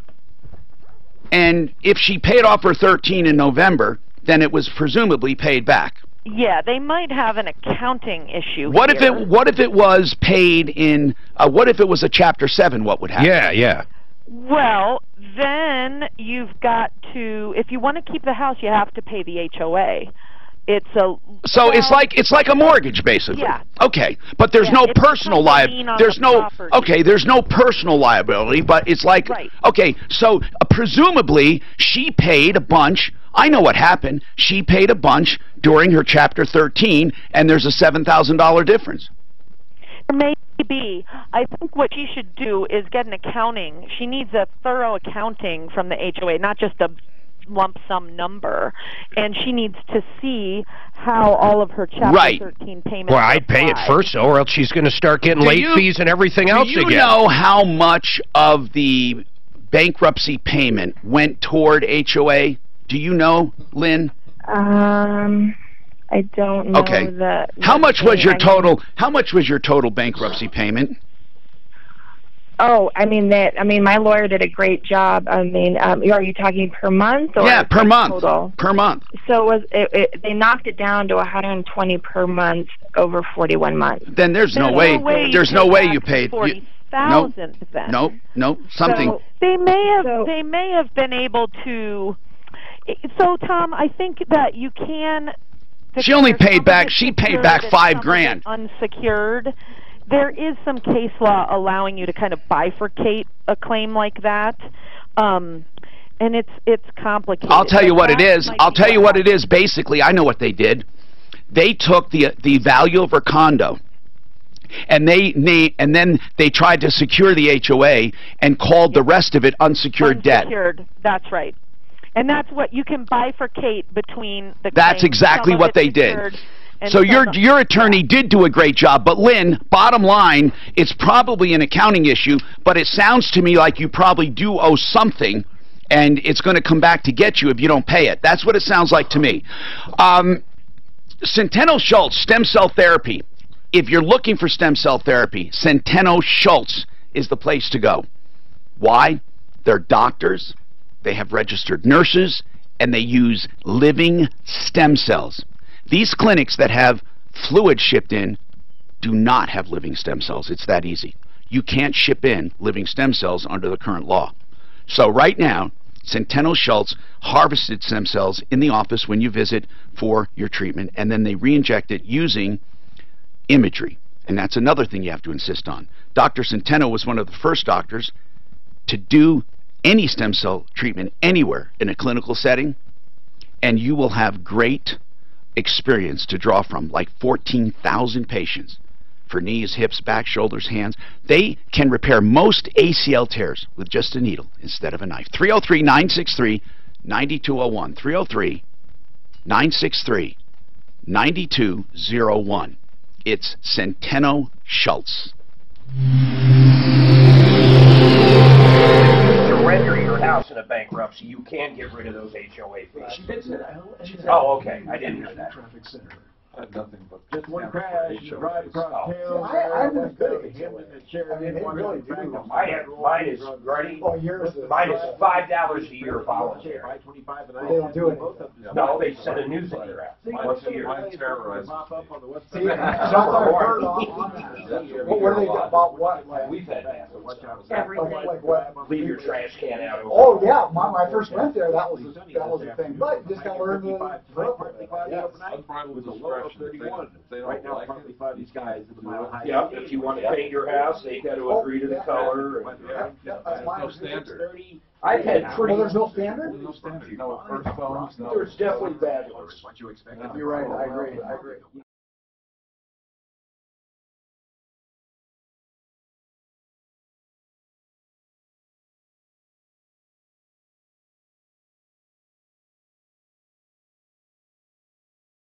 Stuff. I mean, I'm like, okay, I'll be part of the problem.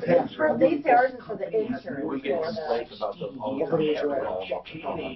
I don't think we have any. Everybody knows. Our neighborhood is, 5 to 35 acres.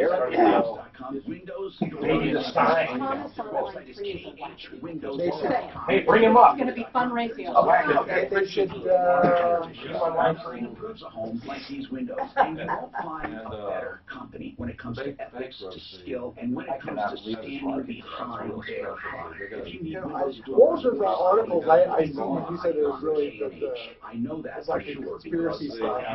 I got those from, I think, CNBC. Did you read them, or what did they say? I mean, They said the Democrats were. I did not read it.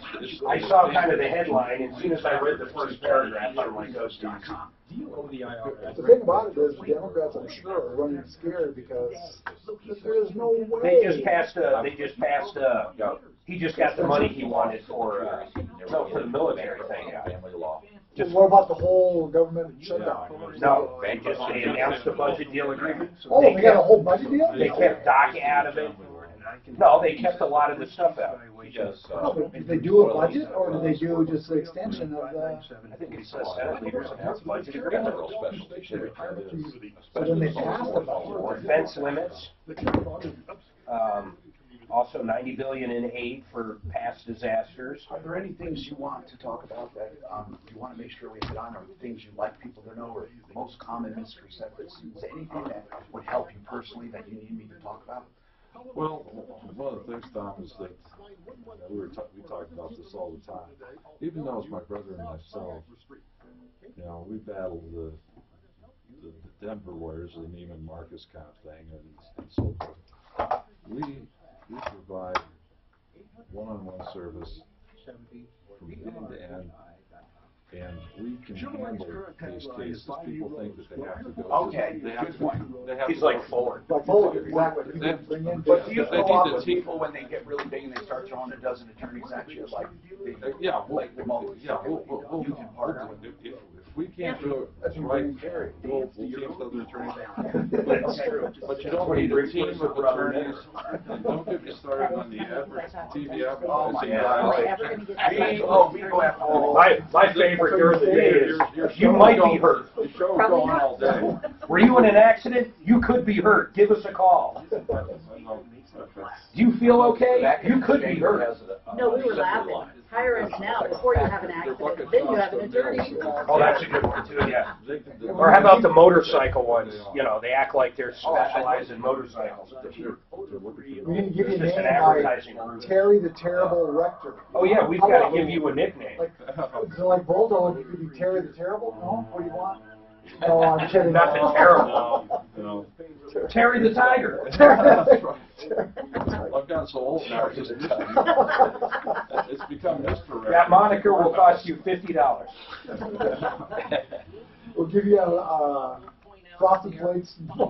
Terry the Tiger. And then you can roar. When it says Snap Eats the Street, that means there's the earnings forecast. They were up like 30%. But is that what it means? Yeah. Who even uses that? I'm Tom Martino, your Troubleshooter.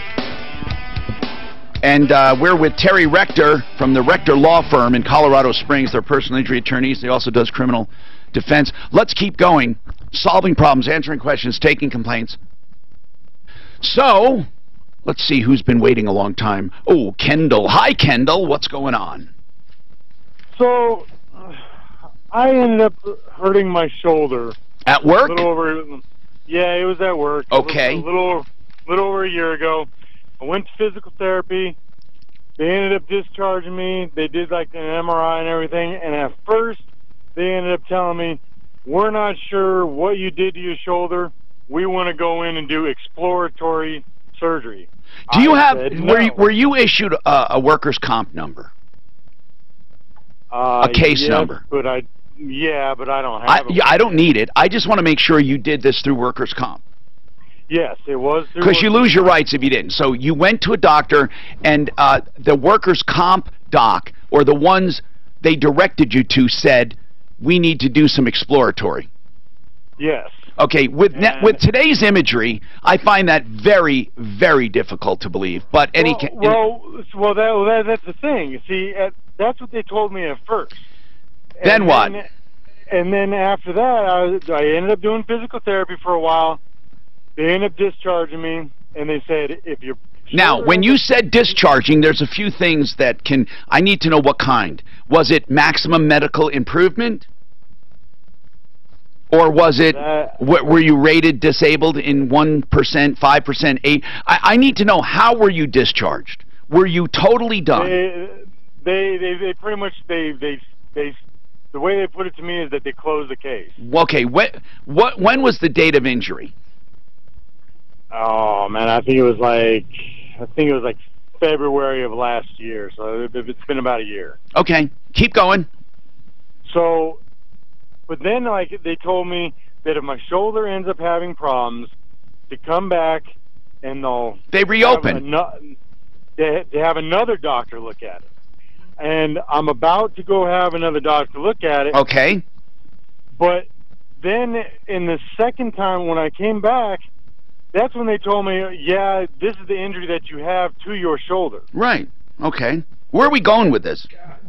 I don't know where are we going with it? To ask your question or something. I don't know where we're going. You just told me a nice story. Yeah. So basically, I want to know, can they force me to have surgery on my shoulder? No, they can't. But if you refuse, they can drop your case out of workers' comp and you're on your own. If you do not do what's medically recommended, then those doctors can say you're on your own, and they will refuse to pay for any of your treatment. But beyond that, why wouldn't you want to do what they're saying if your shoulder still hurts? Because it's only like certain movements, like behind, okay, up above my head and behind my back. But for the most part, Kendall, you're allowed to go get a second opinion. You can do that. But and on the 13th, and then you can by the way, you can not appeal, but you can disagree medically with the decision with an expert, and then that can be altered through a hearing. Did he get an attorney? But if it's determined that you need surgery and you don't get it, then you're screwed as far as any benefits. Mark asked, do you have an attorney? No, and that was another reason. No, you absolutely need. Oh man! Hold on, all right, because you absolutely need one. So hang in there, and we'll talk to you and finish up and take others. We have so much brewing here at the Troubleshooter Show. I'm Tom Martino for Ideal. If it's workman's comp or a car insurance company, they try to convince you that you're going to be better off not using an attorney. If you're talking to the insurance company, oh, you're going to save money. You don't have to share 35% or 40% with your attorney. Here, we'll make you a deal right now. I mean, these insurance companies can okey doke the hell out of you. Yeah. Absolutely. Why would they do that? Now, the ones I own stock in better be damn good at it. That's why would they do that? I love when a publicly traded company does Raleigh House, because a lot of people don't realize who do they answer to? Jesus, I got a lot of people. Who are they supposed to answer to? Stockholders. Before being brought to you by, they're supposed to. They generally, whatever. They generally. You look at how many ones are run where the president CEO is also chairman of the board. Okay, say it again. I know it, sir. He answers to the bonuses. Yeah. So when we give you guys, I don't think we've called and used you out in the area. You guys, you kind of see how the show's going now. So if we start having the producer call you, do we have that stuff set up with you already? I don't know that you do. Okay, I'm going to have Suzanne reach out to you probably tomorrow, and then basically it would probably your number first or his, however. But it would be either cell phone numbers and what order to call. Because as you can see, if we use them on the air, talking about something else. But anyhow, generally speaking, we don't call like you did Gigi Wing and blindsided. We usually don't do that. Usually the producer will call though, but we have that caller ready to go. It's not like we plan these calls out. Sure. We were like a bat phone. And is it, Well, a lot of times I've been answering most of the questions. They want money today. Come in, just answering the line at the office or during the weekend. On the weekends, the phones are all transferred to me anyway. No, there's no during the week. So I'll have Suzanne reach out to you tomorrow, and you guys figure out how you want it to work. Because generally the thing would be is to get one of the attorneys. Sure. Yeah. Because that gives them all the publicity. I mean, that's really what we're trying to do. And it's just, it's hard. You never know if they're going to be available. Even though I know the answer to every question ever asked, I still like getting experts. Right, Tom? They're at lunch all most of the day, or big extended lunches? Yeah, no, they're in court. Actually, he is in court a lot. Because the criminals are less. Yeah. I mean, PI stuff, man. It's like, you know how many PI stuff ends up in a courtroom? Like, first of all, you have to have insurance policies that are, so high that you're not going to max them out. Oh, yeah. We have a lot of PIs in litigation. Do you really? We do. That's good, actually. I like that. See, my max that we had some lady T-Bone. Yeah. She only had, she had 50K or whatever. So I mean, everything was max. Yeah. She had 50K on the medical? She had 50K, no, after medical and stuff. Forget about med. Do you ever listen to Kim Commando, that show? I was doing a computer show way before her, and I got out of it. Yes, I listened to her back in the day. Did you hear the thing that she came? By the way, my show was much better than she's hers. really good, and I don't agree. She's really good. Better than Mark? No way, no way. The Mountain Peak Computer Show was purely, it was more entertaining than anything. About a week ago, she came on with information she got from a hacker that Kaspersky, was a Russian-owned company. It always was. You mean that's the antivirus, yeah, right? The antivirus. Yeah. In 2012, it was sold to another Russian company. This hacker finally figured out who it is, and it's the KGB. Oh. And she's much better looking than you. And all the way around was that place in Denver that had the server in the bathroom, Hillary's server in the top of the bathroom closet. Oh, yeah. Used Kaspersky. Oh, and his point is that the Russians may have already have everything off that. I'm sure they do.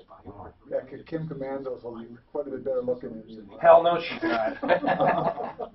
Hell no. I had Microsoft on like every 2 weeks. And she's we gave away America's stuff. digital goddess. Yeah. Were you America's digital god?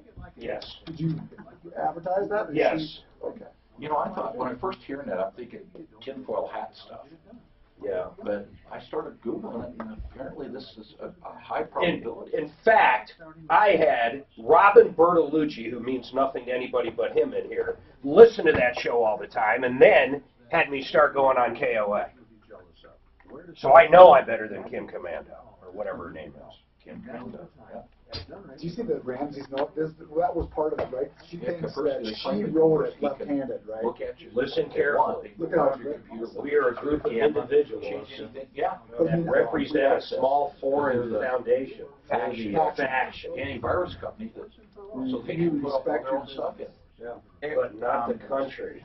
The Sun did. Yeah, this is the craziest shit ever. That's what I believe too, Tom. Which I think they say Mom she wrote wanted to it. lose both kids. And if you want her to see 1997, God, can you believe all that? I think it was an accident. I think the Sun did. Must follow our instructions to a letter. Ramsey. You know what that reminds me of is when I think the Sun did it. Mom didn't want to lose both kids. Boyles was on CNN all the time back then. Oh, Remember that shit? He was in trouble. He'd be on CNN, Fox, and then they threatened to sue him, and he about shit his pants, didn't he? Snow. There was. Actually, they might have sued him, didn't they? Who? Ramsey's. No, they didn't, but that's one thing about Peter. He caves when it comes to that stuff. He can't. He has a stomach for it. Most journalists don't have a stomach for it. They don't know what they're doing. Or broadcasters, whoever. Yeah. They don't have a clue. I mean, they just get terrified. I mean, the discovery alone scares the hell out of you. I used to eat them alive. I love them. With Discovery. You know the biggest mistake people make? It's in that house you had, is it? When they're being sued now, is they answer questions too much. They don't say yes and no. They volunteer. Oh my God, they just start talking. I'm saying, shut up. Yeah. Well, I can't say I didn't know this or that. Yeah, but you can say, like, did you or something, or are you aware? And here's another trick. Did you see her that night? Well, no, they ask things that are ambiguous, so you fill it in. Don't fill it in, just say, I don't understand. You have to make them drill down to a yes or no. I love doing it. And people think just the opposite. What happens if I showed you a piece of paper that said No, that's what they do. Here's what they say. No, they do this. And they say, did you do that on that date? They say, no. If I told you I had a piece of paper attesting to the fact that you were there, what would you say? But they don't have the paper. They just say, and I do appreciate you being around. Hi, Tom Martino, your troubleshooter. Welcome to the show. This hour brought to you by Absolute Radon Safety. That's a very important topic. Hi, we have so much going on. We have our one of our referral list members in to say hi, an attorney. We also have a workers' comp problem we're in the middle of. We have Johns who wants to talk about Sears voiding a warranty because he had a lemon lawnmower. Okay. Thomas, he wants to talk about Summit County. Pat wants to talk about a refund from a dental office. Dan's been handling that one. That'd be like pulling Then teeth. we have Cliff Enton, an attorney at law we're going to take because he does workers' compensation, and we'll go right to him. But Absolute Radon Safety is very simple. Tests start at around $20, right? They're cheap. And they're quick. And here's the deal. If you're buying or selling a house, that becomes an issue. People say, oh, my God, what am I going to do? Radon, radon. First of all, they have recommended levels of radon. You're not going to see it, smell it. You're not going to... it's odorless and tasteless as well. So if you want to mitigate, and many people do, because according to the health department, there are about half of the houses have higher levels than recommended. If you want to mitigate, here's the great news. About 90% of the systems cost under $1,000. In fact, $899 is what they do. And they put in the entire vent system to get rid of radon. And then they retest it to prove to you how well it works. Right. And so if you're thinking, oh, this is going to kill the sale of my house, I don't know what to do, and you're thinking about excavating and all that, no. $899 90% of the time. And in fact, even when it's not $899, it doesn't go up much. It's just a few extra things they have to do. 303-880-0682, Absolute Radon Safety. If you're told radon is a problem, call them, especially if an inspector or someone tells you that and you think, and they make a recommendation for a company. No. Do your own. Absolute Radon Safety. 303-880-0682. Cliff Enton, attorney at law. I want your opinion on something here. Kendall had a hurt shoulder, and he went to see a doctor who first said, we need to do exploratory surgery. He said, hell no, and I want to do work. I want to do my therapy. He did his therapy. They closed his case, and Kendall is now having trouble again. Is that right, Kendall? Yeah. And you're going to have to go to a doctor, and your question is very simple, Cliff. He wants to know, what if they say you need surgery and he doesn't want surgery? What if you go against workers' comp doc recommendation? Well, if they're saying you need surgery, they can't make you have surgery. Right. I mean, they can't drag you to the hospital, right, chain you down, and, yeah, and cut you, obviously. But they can say, all right, there's nothing more we can do for you because we've exhausted all the non-surgical conservative options, and we're now going to place you at maximum medical improvement and give you an impairment rating. So they can't close your case. Saying, okay. All right, all we have left to do is surgery. PT's not going to do any more good. Chiro's not going to do any more good. Injections aren't going to do any more good. So you're at maximum medical improvement.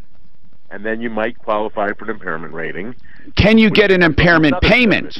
Can you get an impairment payment? What if you were going to be disabled, and can they say we're not paying you a check because you're not mitigating by doing the surgery?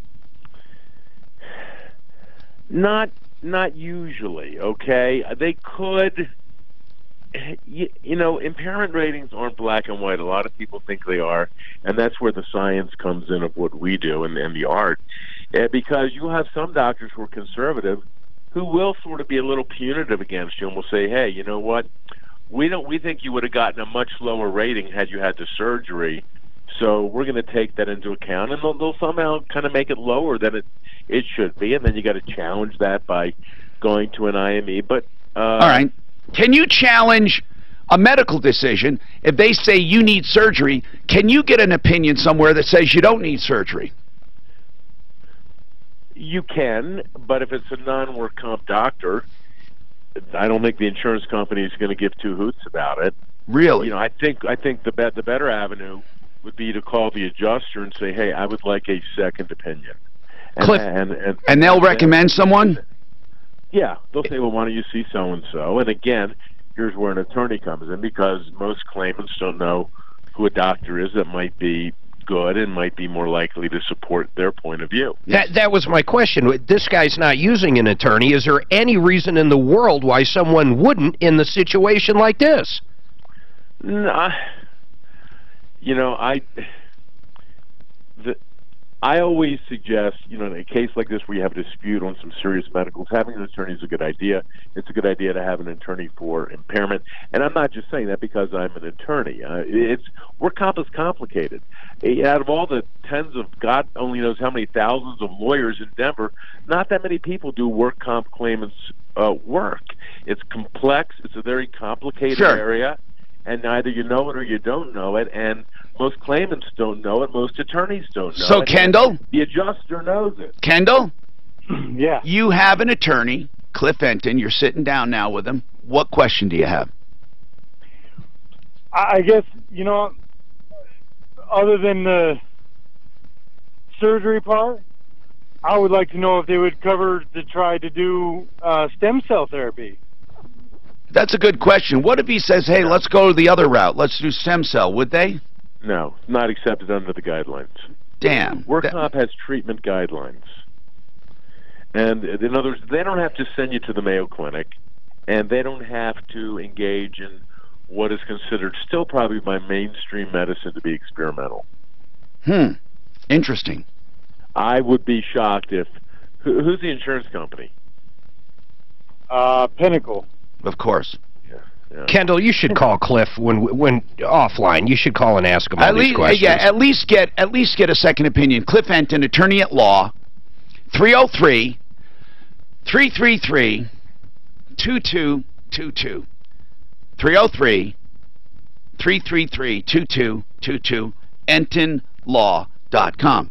Now, I know that attorneys have fancy numbers and stuff, and he has a number, but to me, that number is in my opinion, a bad number to have. Ah, come on. You know why? Because it could be 222-3333, or it could be 2233. It's hard when you have so many numbers grouped. Now, if it was 222-2222, that's different. It's all twos. But to me, I know he's trying to make it easy, but it sounds... I actually get turned around on that number many times. That could be you, though. No, it could, like 333-2222. Or is it 222-3333? Okay, never mind. I digress. What is your issue with Summit County, Thomas? Yes. How's it going? I'm going all right, man. Summit County that's kind of a weird county. Yeah. We get a lot of complaints about Summit County, and I don't know why. Well, can I clue you in? Yes, please. Okay. I've been in and out of court umpteen times in between here and Jeffco, okay? And a friend, I was in the court, and I feel that she was violated. She was sitting, and the deputy, how they have the deputy stand behind you, and he was grinding his knuckles into the counter behind her. His knuckles? And doing, yes, and doing a certain movement. I don't want to say, because it's, I don't want to be disrespectful to people. No, hold on. Don't be disrespectful, but what do you mean, like movement, as in sexual movement? Like humping her or what? Yes. Yeah, thanks, Mark. Yes. You took that class right out of it. Okay. Yes. So, yes. All right. He was trying to be delicate. So he was like trying to make believe he was doing the nasty. Yeah, and later on, when this individual got handcuffed, wow, he didn't do the regular cuffing of where your waist, okay? He did it to raise her knuckles, her shoulders, where her shoulders are. He raised her hands almost that high to see the crack of her back end, with the shirt unveiling the back. So you think this guy's, no, seriously, you think this guy's a real pervert? Yes. Huh. And he's a deputy of the county, and they turn around, and I put a claim in. But what and you put a complaint in about what? Yes, I did. About what you I observed. saw. I felt violated, that she was being violated. How many other people and thousands of people that come through this No, county? you sound like a good guy, Thomas. You do sound genuinely concerned. But you mentioned something before that concerns me just a little. You say you're in and out of court all the time with Jeffco and Summit, and then my nut detector goes off. And I don't mean the kind that deputy was playing with. So tell me what you're talking about as far as in and out of court. What is your situation, just briefly? She's had continuances at Jeffco. Wait. So this woman was with you? Well, I wasn't involved in what she did, no. No, I mean, you know her. That's why you were there. Yes. Okay, now I get it. I'm sorry. I was a stand-in because her mother cannot be here. Okay, how old is this woman? In her mid-20s. And is she a looker, as they say, or is she, what, tell me what, is there something? Yes. Okay, yes. And was she dressed in prison garb? She had the Summit County uniform, black and white, Summit logo on the back. Now, when he was doing these gestures, was he doing it to someone as a joke, like behind their back? No. He was standing right behind her in the wood platform they have in front of you, and she was sitting in front. And the judge he was facing, but he was on her right, where the monitor is. I mean, he wasn't doing it. He wasn't doing it for gratification, right? Because he wasn't actually making contact. Is that correct? He was a foot away from her. No, okay, but I'm saying he wasn't really grinding on her, for lack of a better word. He didn't touch her, no. But then what I saw. Then why would that? Okay. And also, I was denied of the footage. I was denied a copy of the report that I filed, and there needs to be an investigation because she called me that afternoon. In the afternoon, quite a few hours after court. Yeah. Not only after she had lunch. And there were 4 or 5 other women that were in that facility that were violated because when he got her. Now, when you say wait. What do you mean violated? You mean like with those gestures and stuff? Yeah, because the way he looked, like he was physically, in his mind, raping her. The way he was looking, just his gesture, and how he was moving his waist toward the counter where her back was. Yeah, but I mean, no harm, no foul. I mean, what's he trying to get? What he means is, I hope this is what you mean, Mark. It was to himself. It really wasn't directed at her. She couldn't see it. She couldn't feel it. You know what I mean? I don't. Well, when I got a phone call later on from her, she felt violated to a point that where he came, when they do drop trial, you go in to see the judge, you come back, you drop trial. He went, oh, what do I have to do down there? What do I have to tase you while you're naked and do what I have to do? No, wait a minute. And there were 4 or 5 other women that vouched to this. When a woman, hold on. Okay, I'm not taking this lightly. When a woman, you say drop trowel, they do that in front of the men deputies? Don't they have female deputies? Well, there was a male deputy that she told me that he goes, well, what do I have to do down there? No, but hold on, Thomas. Thomas, yes. It's a very simple question. These people are frisked. Before they go into court, they have to drop their pants? Yep. And they do that. Afterwards. Okay. And do they do that in the presence of a male deputy? Most likely, yes. I'm not asking that. Is there a male deputy who watches as they drop trowel? Not most likely. Did she say there was a male deputy watching her? Yes, she did. And he said, do I have to get my taser out to do what I have to do to you while you're naked? And then what did she say? 4 other women. She did this on the phone calling out of that facility. And she stated it, and the other women that were in there at that time. So I am to believe that in Summit County, when women are going to court, they pull their pants down in front of male deputies. Yep.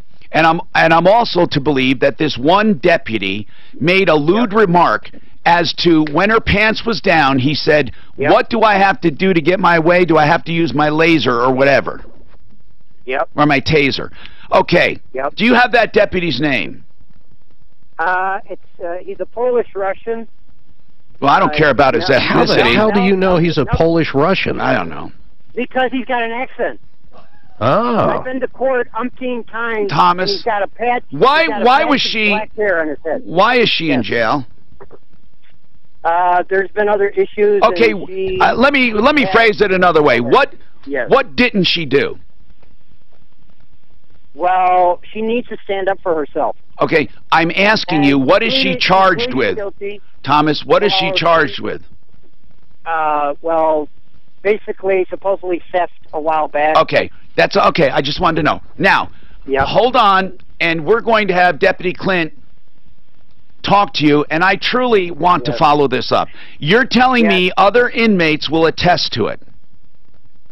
And most likely, yes, if they're still in there, and there's other people that have had problems with this guy, and I need to know his name. Can you get his name? Yes, I can. Okay, hold on. Deputy Clint, go talk to him. Budget A1 Transmission and Auto Repair will fix any problem on your car for $89 plus parts. $89 plus parts, or the entire visit is free, but you won't walk away empty. It's a fine fix or free, but with the free, you get a complete diagnostic report showing what needs to be done and what it will cost. They'll take you into the shop and show you why it's costing more than $89 plus parts, and you are under no obligation to have it done. That's $89 plus parts to find and fix a problem, or it's free with a complete diagnostic. Budget A1 Transmission and Auto Repair at 3201 South Santa Fe. That just means Santa Fe, just south of Dartmouth, okay? 303-781-9858. 303-781-9858. From the L&L Heating and Air Conditioning Traffic Center. For the most part, the drive across town in decent shape. A little bit of construction delay. That would be really serious, really serious. If that is happening, do you think it is? I mean, why would the guy call? I mean, otherwise, I mean, I've never heard that why you got to drop their pants. Well, because they're chained. I think the guy's a nut. Yeah, I think so. My nuts is all I'm getting close to. I don't think they drop. They got a chain around there, and they put right here. Yeah. And their How are you going to do that? Right. Traffic and weather. I'm Pete Wagner. That doesn't sound right. I think she's. you don't think it's happening, is what you're saying? Did I mention Mark Trenner today? Yes. Mention. Good long mention, too. I was going to tell you to knock that from a different day. Administrators work there, a series of women making that complaint. Yeah, but he's a nut. You would think something's going on, but The deputy is a nut? No, the guy called because he was Polish Russian. how'd you know? Because he spoke Polish and Russian. You're good. Well, probably about 20% Polish, 30% Russian, a little German. We did a swab test on it. I'm pretty sure there was some Irish in there. He bought, ready for this, on Groupon, a $20 DNA test. And one of the questions it asked is, where do you think you're from, or something along those lines. So he checks the box. What was it? Well, I checked European, America. Indonesia. No, I put Asian. Asian. So it comes back, and it says exactly what he checked off. Anyway, he says his phone number is 970-3333. I'm going for 20. Yours back yet? No, it's just 6 weeks. They have it for processing. They gave me an email saying, we have it. 970-3333. You don't want to know. -15-8. 2 unlocked. That's the right number of numbers. He must pay more. No, he's not. I worked You're lucky you're alive. several months in Jeffco's jail. They do not allow female prisoners to be taken over anything other than by female deputies. So what do you think he's on? I don't know. You know, you get. Oh, probably. Get it out, brother. Well, the last one I had was the one that said that woman wasn't getting any medical care at all in the jail. Of course not, because that's what they do. Yeah, and I called up there, and the nurse makes 2 rounds a day for meds. The doctor makes 1 round every day, and any time they Was if the doc and nurse are involved, though. Yeah, well, that's. See, you're forgetting about that. It could be all of the things. You got to remember you're dealing with prisoners. Yeah, we get the, Most prisoners are honorable. What kind of call? from the jail, a client from jail. They're right or across the family yeah. saying they need this treatment and they won't. Get it to I found the medication. Listen, they just need a little Jack Daniels. We had several calls. I'm Tom Martino, your troubleshooter. Frank Duran, the real estate man.com. If you remember that, you'll never have a problem when you're buying real estate or you want to sell real estate. He'll help you. As a broker, Frank looks over every single deal and makes sure everything is done properly. He also handles most of the work personally. He has a team of experts to buy and sell. Staging your home, they clean it, they take care of it, they declutter it, they make the best presentation possible, videos, outbound marketing, and he sells for more in less time, and he has stats to prove it. 303-920-1622. 303-920-1622. Frank Duran, therealestateman.com. Okay, so what do you think about that call? Huh? Well, we'll move on, but it sounds pretty weird to me. It sounds pretty weird. You tend to doubt him, right, Mark? Yeah. Now, Sears voided a warranty. She said on her lawnmower, or on his lawnmower. John? Yes, sir. So what's happening with your? First of all, just how long have you had this lawnmower? It'll be 3 years in March, but this one has been less than 2 years. The original one I bought was almost 3 years ago in March. So it was replaced after a year? It was replaced. I bought it in March. It was replaced in November. They gave me a new one. Replaced the first year, and then the second one is a problem. Yes, sir. What's wrong with it? Same issues. What is it? It quit steering. The sprocket underneath that turns the wheels when you turn the steering wheel. Yeah. Is broken. And was that the problem with the first one? It was. Well, then they got a problem. Or are they saying it's a nut behind the wheel, as Mark likes to say? That's what has happened so far. So last November, it broke again. Did you Google this to see if other people are having this problem? It's rampant. I've done a lot of online searches, and this is a rampant problem. What model is it? It's the biggest one that Sears makes. It's like an ST6500 or something like that. And when you say big, is it like a little tractor? Yeah, it's like a little. It's a lawnmower on steroids. It's a riding lawn tractor on steroids, basically. We're all looking for it. Okay. So tell me, what do you want? Well, I would like them to either take it back and give me my money back, or actually fix it. What I've ended up doing is I've got it at a private shop right now, getting it fixed. They're writing me a report on what's wrong with it. Well, isn't it under warranty? It was under warranty, but Sears had a private contractor come out and work on it because they didn't want to send their Sears employees out. Why? So they had a private contractor. Why didn't they? I don't understand this. Why didn't they want to send? Because they said I live too far away. Oh, I get it. Okay, I understand. live kind of out in the middle of nowhere in the San Luis Valley. Okay. And so where do we stand right now with it? This private contractor comes out, he looks at it, he takes it for about a month, and this was last March. Is this the kind that has a wheel or the handles? It's got a wheel, a steering wheel. Okay. He takes it, he brings it back. My 14-year-old son gets on it to go cut the grass because he drops it off in my driveway, and it breaks before it gets out of the driveway. Literally, the thing's been running 2 minutes. My son calls me, I call the guy, he goes ballistic on me. Who does? The repairman. You mean the private guy? The private contractor. Why did he go ballistic? Because he said that I must be breaking it on purpose. Well, it does sound like it. I mean, I'm not saying you are. It just sounds so weird. Well, what ended up happening is he didn't replace the parts that needed to be replaced. He just tightened them up. So they were all bent and worn still from where they had been getting loose. Because there's a bolt underneath. And so did you break it to be sure he replaces it? No. Okay. I want the thing to run. I want to be able to cut my grass. I got a $3,000 paperweight right now. Gosh. How did you pay for this? On a Sears card. Is it still there, or did you pay it off? It's still there. I'm taking as little time or as long as I can to pay it off. I don't blame you. This is terrible. So what he did was when I called him back, he called Sears and said I was damaging it on purpose. Oh, he and told wrote him a that. report. So they took And it out of then- warranty.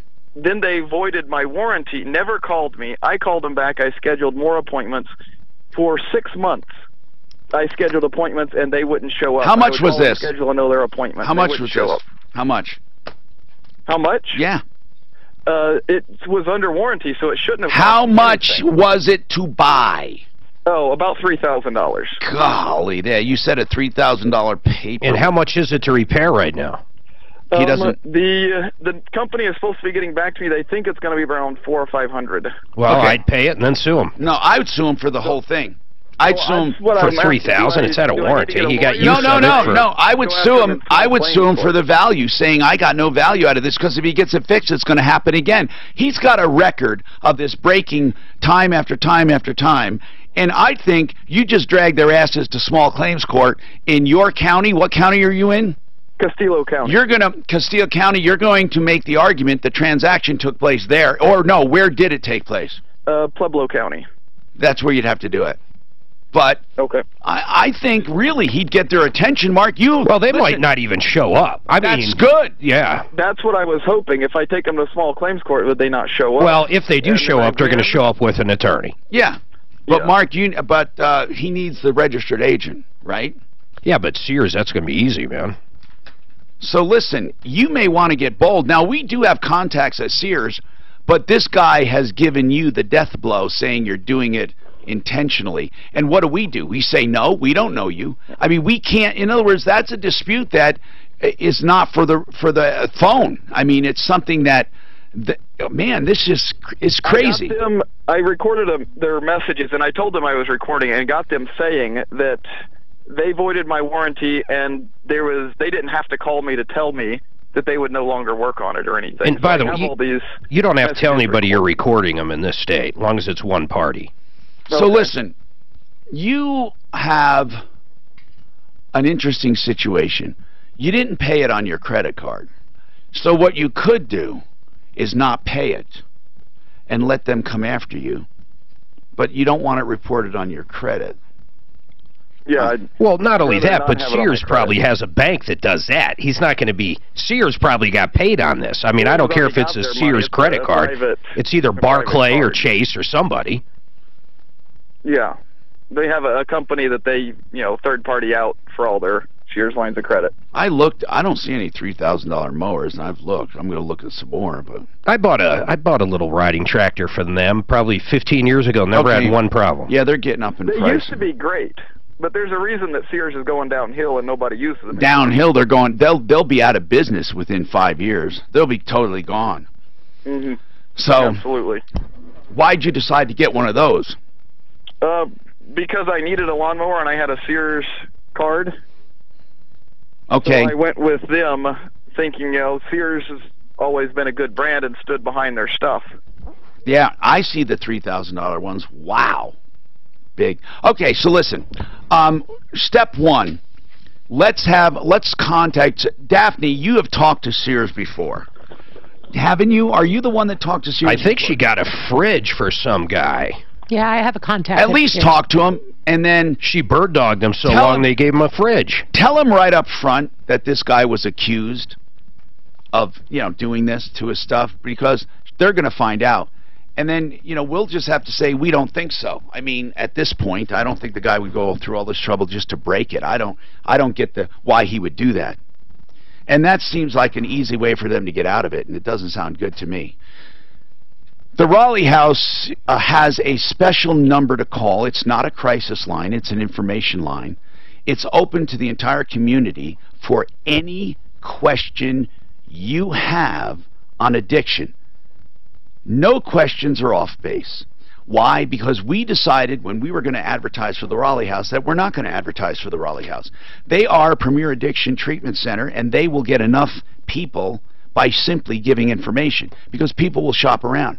But I said people don't know where to go, what to do. We've had them recommend other treatment at other places because they thought it was a better fit. That's how open and honest they are. If you call them, it's not a sales job. You can ask about, hey, how do I know there is an addiction. What do I look for? What happens if I want to get them into treatment? Can I do it with my minor child without their consent? What about my husband, my wife, my aunt, my uncle? What about cost? What about insurance? How long does it take? How many different kinds of treatments are there? Which one do you recommend for this? Which one for that? What do you offer? And every single question in between. It all starts with answers. And now you have a place that is safe, secure, confidential, free, no obligation to ask anything you want concerning addiction. 720-893-5559. 720-893-5559. TheRaleighHouse.com. From the Fox Business Network, all Wall Street stocks pairing gains after... Those steering gears you talking about, Tom, they're sheet metal. They're literally sheet metal, the rack and pinion is on those things. That's why they bend. Yeah, the pinion gear, and instead of gears, it's, yeah, it's sheet metal. That's why I looked at all of them. I looked at the John Deere and Deere's. They all are. They've all gone to crap. I bought a Husqvarna, the zero steer. It's all cast iron and hydraulic, steer for about that same amount to buy the crap. I just had a private guy come out and Duncan says that the put a good part into ours, the same thing. Stores globally by 2020. A part in what? Our crown tennis, just like he was talking about. The steering? Yeah, he just replaced it with something a little more heavy duty than what was in there. Well, they had a replacement for it, because I looked under there, and what used to be a cast iron metal gear with the rack turns on, was a stamped sheet metal part. Yeah, mine stopped steering. You wanted to be a teacher. Okay, so she had the same problem. As you grew up. Hear that? Really, with that? Yeah, but hers, they replaced it with a cast iron gear. A rack and pinion is kind of like 12-year-old self. Well, it's like a shoulder joint. Yeah, it's like a spiral gear, and then you keep. Rack and goes up. It turns like this, but it's for steering. Yeah, but the damn things under everything under those needs to be cast for other things other than steering. Yeah. I'm going to become the banker. Appointment this afternoon. Well, those have well, we'll look at that. You want to become a banker? No. Well, those are true rack and pinions. What about there's a rack. I got my appointment. There's a rack.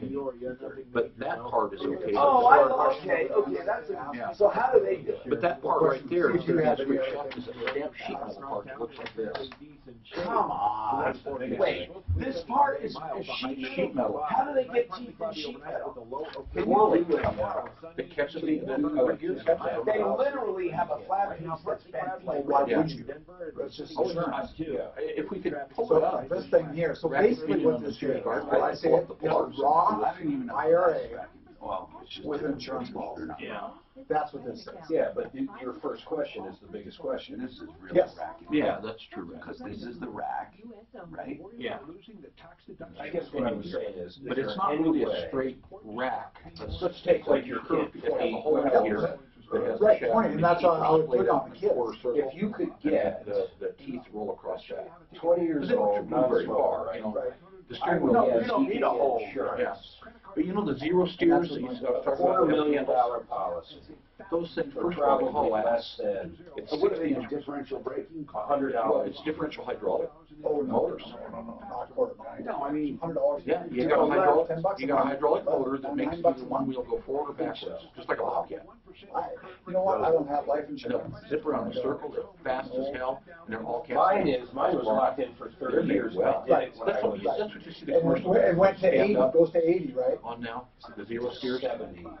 Oh, a lot of them will go to 80, boom, and then. This guy could be having his kids Well, or on they 40 pay a acres whole lot too, more.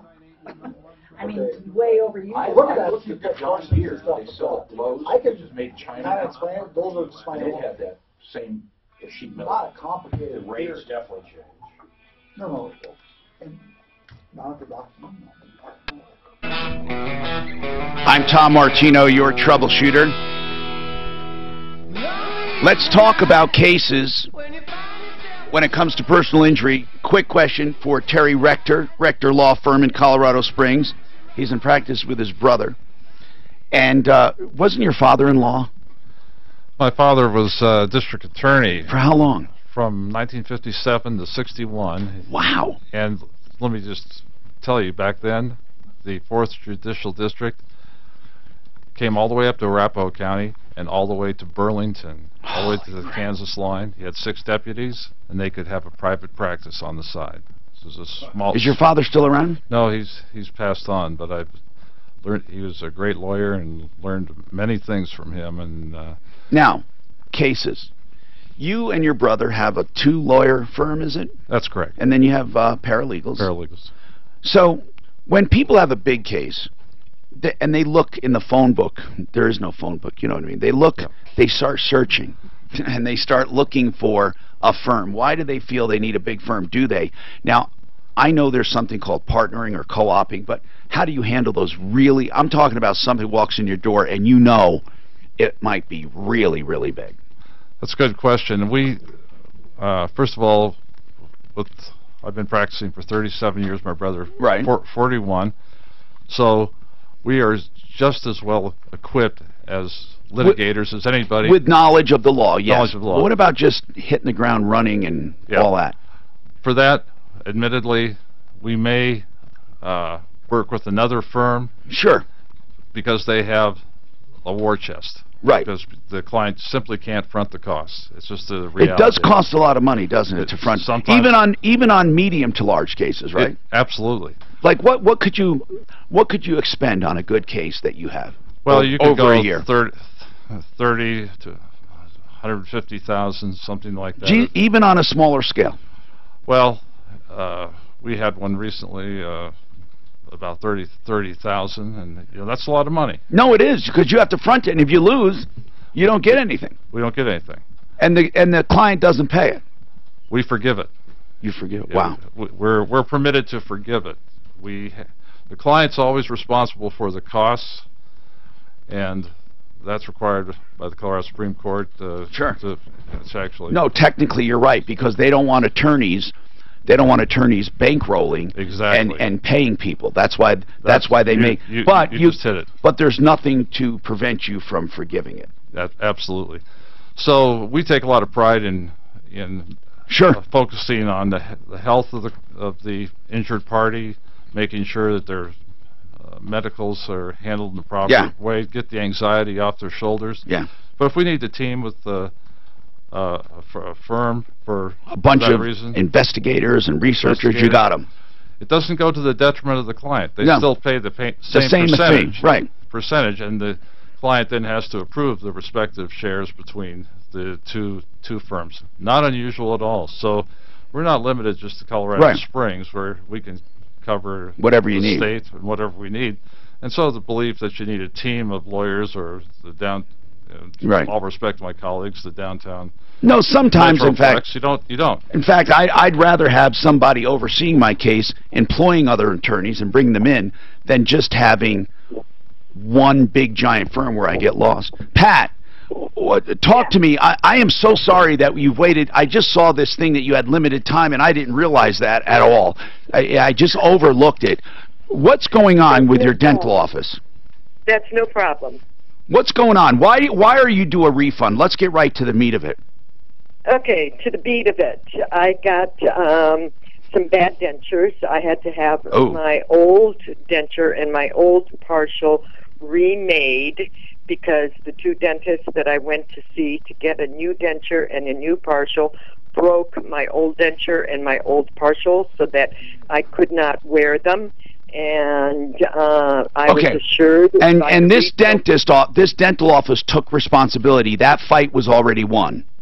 Yes. Okay. And I got all my money back from the new denture and the new partial that did not fit me correctly. Okay. So what are you waiting on right now? I'm waiting on being refunded for having my old partial and my old denture revamped. And just revamped until I can get new denture. And you'll get new ones. You'll get new ones somewhere else. Somewhere else. What did it cost to fix the ones they broke? $1,000. How? 1,000 what? $1,058. Okay, so does this dental office acknowledge they should pay to fix those? Yes. And then he backed out. Why? he says he's not responsible for dentures, new partial, and Hold on. Your phone keeps cutting in and out, which is terrible for you. You've waited. Pat, he acknowledged it at first, then backed out. So, in essence, he's saying he doesn't owe the money. Why? Right. What's the main reason? He doesn't owe the money because he's not willing to pay for new dentures and new partial. Well, he doesn't have to pay for new. He only has to pay for the value of what you lost. Right. So what does that $1,000 represent, that $1,058? What does it represent? A repair? Yes. Well, that's all he has to pay, is for a repair. Yes, for repairing my old denture and my old partial. What would it cost? What do new ones cost? I'm sorry, say that again? What do new dentures cost? New dentures are going to cost me around $1,832. Okay. I think that he's probably saying it's ridiculous to have to pay because $1,000 for old dentures. That's because if you can get new ones for $800 more, why would you do that? Why would you fix those? Or you already fixed them? Okay, I had to have those fixed because they were not wearable. And you can't go without. You can't go without I can't go without. Right. The new dentures I could not wear because they were. No, let's not talk about that. I understand the new were bad, but as far as getting new ones done, how long does it take to get new ones done? 3 months. And you can't go without dentures for 3 months. I understand that. So this is a weird one. You want damages basically you want the repair costs of the old ones, and he's saying, now, did you know you could contact his malpractice insurance and his practice insurance directly? That would scare the hell out of him. I've already contacted Dora. Yeah. I already have a. And what are they doing about it? They are investigating the dentist himself. All right, hold on a sec. This is a weird one because those dentures, were they worth $1,058? That's the question. Does he owe those damages? I would say yes. If it cost that much to get them repaired, that's reasonable. Have you told claims court? No, I don't have that kind of money. Okay. For $50? It's $50 to file. And I think you should at least try that along with us calling him. Okay, so here's what we're going to do. There's really no reason to keep talking about it because what we need to do is call the dentist and find out why he doesn't think he's responsible. But Pat, you also need to go to the county clerk and file a small claim. You need to do that immediately. That, along with what we're doing, will get this solved. Will you talk to her? Okay, we'll have someone on the phone to you in a minute. Alarama's a Pro Auto Care. He has a special. Listen to this. Celebrating 20, how many years in business? 24? No, 26. I don't know. It's a $26 oil change for how many years in business? I imagine it's for 26 years in business. Yeah, how do you like that? That makes sense. So 26 years in business, and you're going to do a $26 oil change. With? Tire rotation and alignment. Alignment check. But you can't do it for everyone. I can't do it. Are you kidding me? You know how much money that is given away? No, of course it is. Of course. You're paying a third of what it's worth, and that gets your listeners to act. And Tom, don't forget, 26 years, 6 years on the show as one of your experts on Friday with the car. No, I understand that. Yes. So it's 26 for 26. Basically, a $26 oil change for tire rotation and alignment. And it's only for 5 callers for each location. Alignment check. Right? An alignment check, not an alignment, right. So you're going to put it up on the rack, check the alignment, you're going to do tire rotation, and you're going to do a $26 oil change and filter, and all that other stuff is thrown in for 26 years in business. 303 Pro Auto, only 5 users from each location, 5 customers, and one is at Evans and I-25, just in that area. The other one is near Bowles and Santa Fe. That's 303 Pro Auto. From the L&L Heating and Air Conditioning Traffic Center. Minimal problems.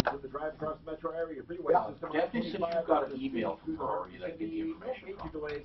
Oh, from this lady? Yeah. Yeah, she's got an email. Okay, She's but sending just it give over. that to me, I'll call her. But I think what's happening, if I'm hearing this right, Dennis doesn't want to pay for the dentures and to repair the old. I don't think they're paying for the new stuff, I don't think. They're not? Okay. No, here's what it is. He refunded all of her money for new dentures, but she doesn't have them. They were bad. She couldn't wear them. So she got all that money back. That's not at dispute. Okay. The only dispute now is the old dentures were damaged by them. Yeah. And she had to repair them for $1,000. So why shouldn't he pay for the repair? You know what? Well, what's the value of those dentures, though? What do you mean, why? If you destroy my car... I know. Yeah, which one? What do we got? Oh. You want me to email? Okay, good. You want me to do it now? Or you mean after? Yeah, okay, I got it now. If I owe $5,000 on my car and it's worth $1,000. No, I know, Mark, I know. But I understand what you're saying, and we usually talk about depreciation, but that's why I was asking. This is a dilemma because their teeth.